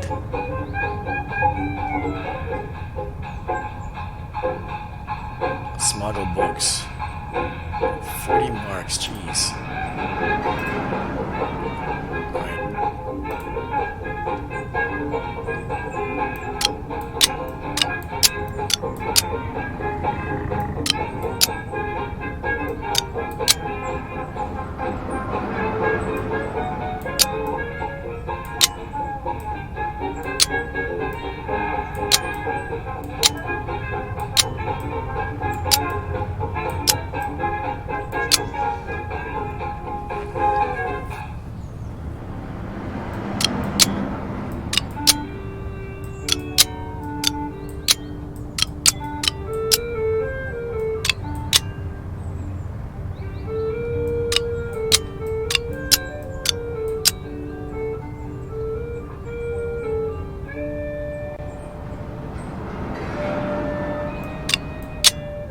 Alright, let's give this a shot.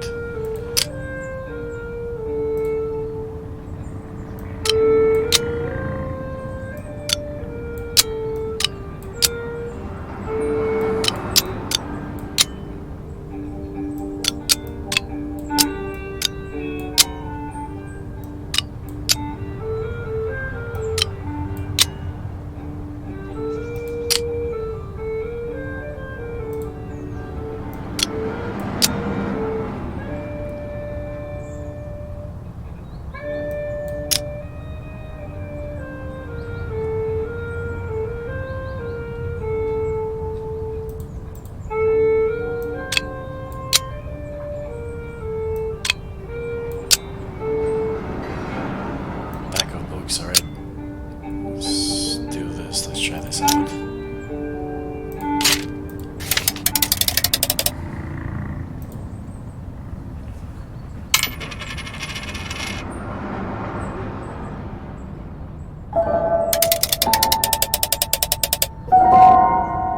Swing it to you, okay?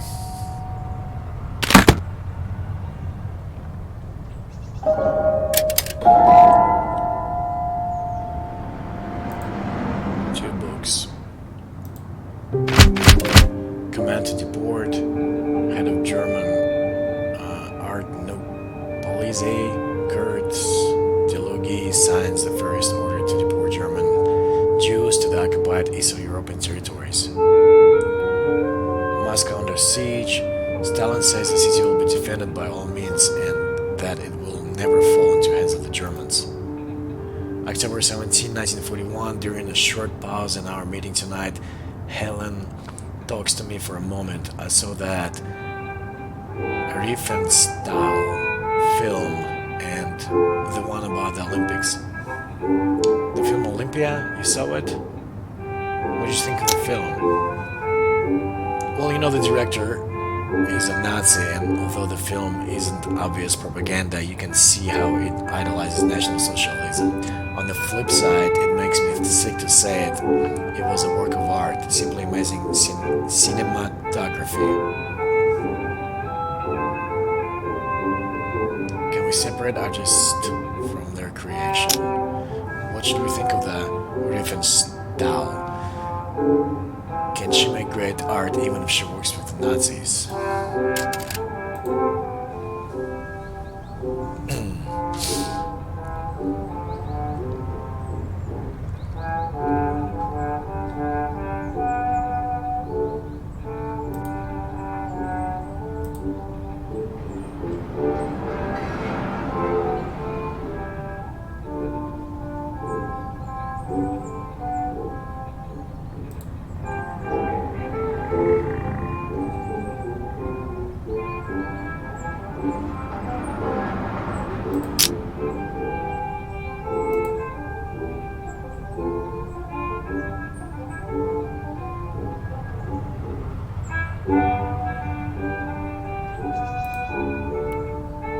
Pack of books.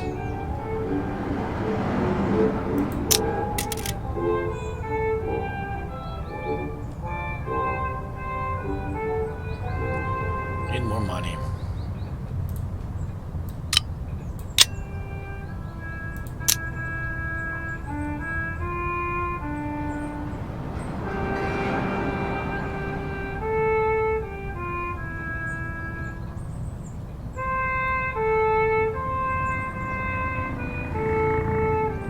Smuggle books. Try this again.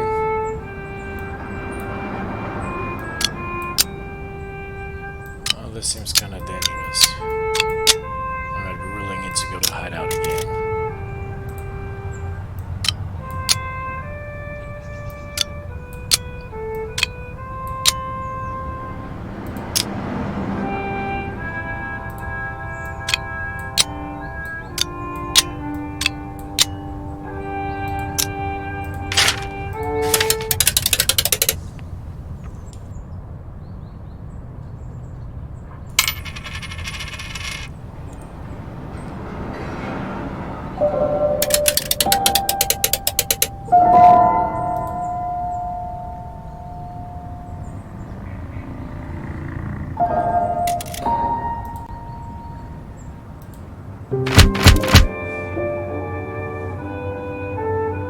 Wehrmacht conquers Vyazma and Bryansk. German police units shoot thousands of hostages. Bombs on Bremen. October 24, 1941, I have to share something with you all, says Helen. At the beginning of our meeting, I spoke with someone who told me about Nazi camp that he saw while he was off fighting. The Nazis have been putting political prisoners in camps from the beginning. What did he tell you about the camp? The camps are huge now, and there are many more of them, holding thousands of prisoners. Helen takes a long breath. They are organizing the process of executing thousands of people. Huge number of innocent people processed in murder factories. These monsters, have these fascists gone completely mad now? This is beyond comprehension.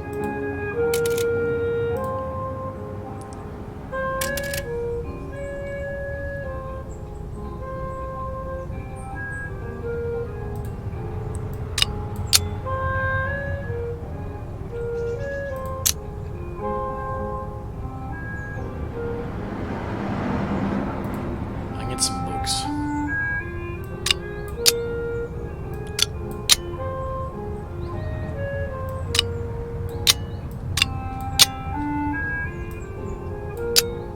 Alright, hopefully this will do it. Let's take a weapon.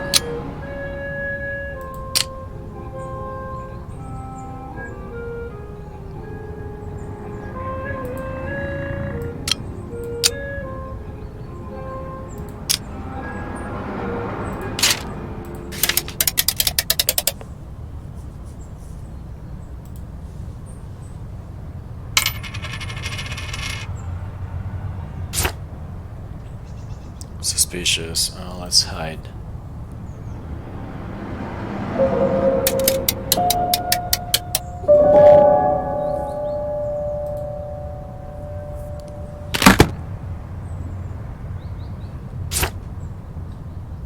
Enforce.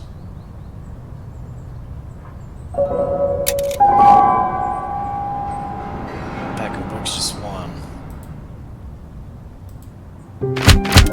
Jews must stay in the rage, bad weather Moscow. Mass deportations of Jews begin. October 31st, 1941, during our meeting, Roman repeats the terrible rumors he heard from colleagues at work. He told me that the concentration camps are nothing but enormous execution sites. Thousands of innocent people are waiting there to be killed. Where did they get this information? I know this person, he wouldn't invent such things. He heard it from a family member who works in one of these camps. How do they manage to hide this reality? I ask myself the same question. We have to doff our hats in the Nazis' propaganda machine. It turns people into monsters without them necessarily knowing it. We must spread this information. Yes, we should share the truth with others and show the real face of Nazis, agrees Roman.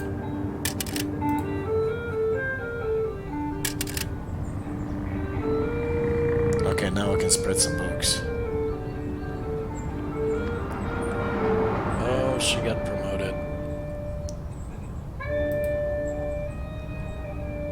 Academic is helpful. She doesn't have that. Okay. Strength, maybe.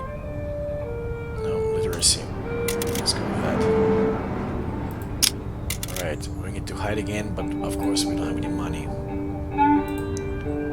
So we're going to beg.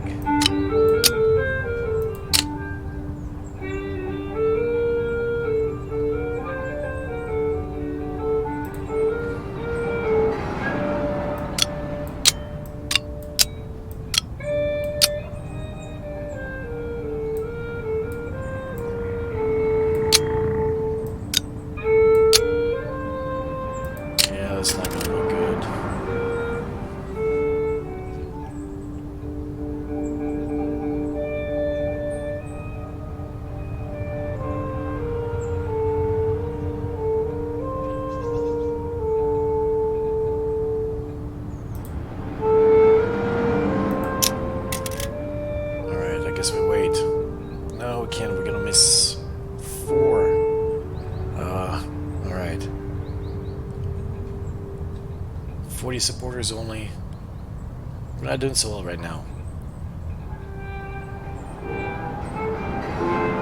That's alright, we got 1 week left. Alright, let's end this chapter.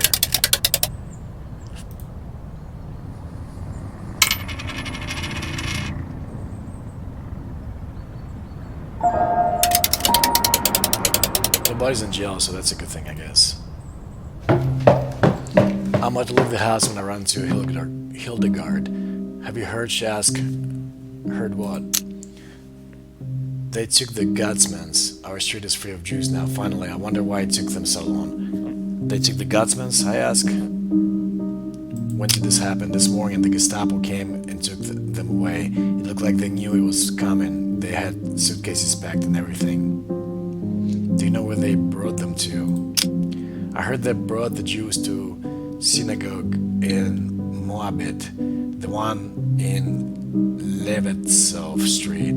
Do you think Herman and I can move into their apartment now, or is it already reserved for someone? Excuse me? The Gutsman's apartment is bigger.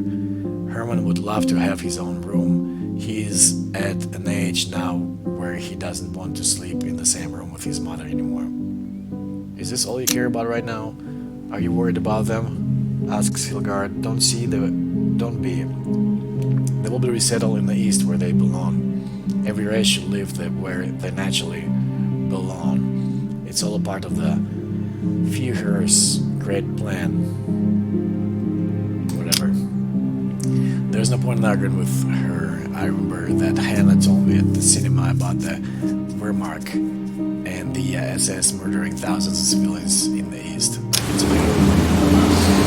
Without saying goodbye, I leave Hildegard standing there and take the metro to Moabit. Once there, I walk to Levetsov Street as fast as I can. When I reach the synagogue, there are 2 trucks packed in front of it. A group of men wearing SS uniforms are standing at the entrance. Talk to the men in the uniform. What is happening here? Asked one of the SS guards. None of your business. Go away. I'll arrest you. He rests his hand on the gun on his belt. He took to the other side of the street. The guards step aside as a crowd of people begin to exit the synagogue. One SS officer is shouting at them to get into the back of the trucks. It seems to be only elderly and children, each of them carrying a suitcase or a bag. Each trucks are crammed so hasty first to get in. Once no one is exiting the building anymore, the trucks leave. Get closer. With the trucks gone, I can look through the open door of the synagogue.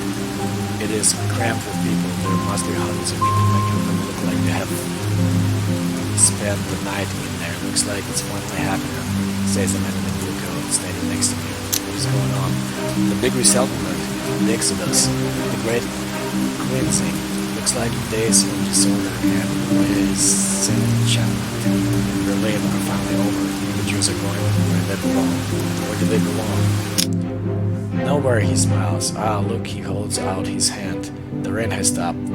Heil Hitler, he says and walks away. Something is happening at that synagogue. The SS men step aside again. I observe what's happening. Get closer. I get closer to the synagogue to see what's happening. People are streaming out of the building into the street, guarded by soldiers and SS officers yelling commands at them. They're lining up. People stop to look at the scene as the police try to keep them at distance. Talk to a policeman. I find a policeman standing at the offside and ask him, where are they taking them? They're making the Jews walk to Grunwald to catch to their train, he says. To Grunwald? They're making them walk to Grunwald, I say, so what do you care, says the policeman. I see one of the SS officers coming towards us. Leave. More and more people stream out of the synagogue, filling the streets. It's hard to imagine that until now they had all been inside that one building. Look for the Gutmans. I look out for the Gutmans, but don't recognize anyone in the crowd. Maybe if I could get closer, but the SS guards are gracefully pushing bystanders away. Then the prisoners start moving down the street. Look for the opportunity to approach the prisoners. I chose a spot on the route that's far away from the SS guards as possible and wait for the prisoners to pass by. The crowd is huge, men, women, children. Everyone is carrying a piece of luggage. I am close to giving up as I finally see Louis, Paula, and their son Elias. Familiar faces. Call them. Louis recognizes me. He comes over and speaks so quietly that I can barely hear him. What the hell are you doing here? I just want to see if I can help you. And can you? He hisses. I'm sorry, says Louis. Thank you for coming here. I appreciate it. But as you can see, we're fine. We're just walking to a train which will bring us to our new homes. Where are they taking you? East. They say there were places for us to live there. They just don't want us here anymore. But don't worry, we're going to be fine. The Gutsmans have always managed to find a way. Suddenly, he starts tearing up. Tears are running down his cheeks. Is there anything I can do? It's just, he sobs quietly, Elias, why isn't it enough to take us? Why do they have to take our children too? What did they ever do to them? Why can't they just kill me and spare my boy? I take a step back from the prisoners. For a brief moment I can still see Louis before he disappears in the crowd. Go home. There is no such thing as new homes in the East, I know it. Louis knew it, and the SS guard who threatened to send me on that train knew it too. I will never see Louis, Paula, and Elias again. October 1941, the regime began to deport thousands of Jews to the East and killing them there. Despite these crimes, and although it quickly became apparent that Germany would no longer be able to win the war, most Germans still supported Hitler and his regime, enabling them to continue a war of annihilation. Your leadership is strong and stable, and your group has recruited and retained enough supporters that it can persist during the darkest of times. End of chapter 3. Alright. Took me 2 hours and 13 minutes to play chapter 3. And I'm gonna call this a video. I will upload it now. So yeah, I'll see you guys in chapter 4. Thanks for sticking with me.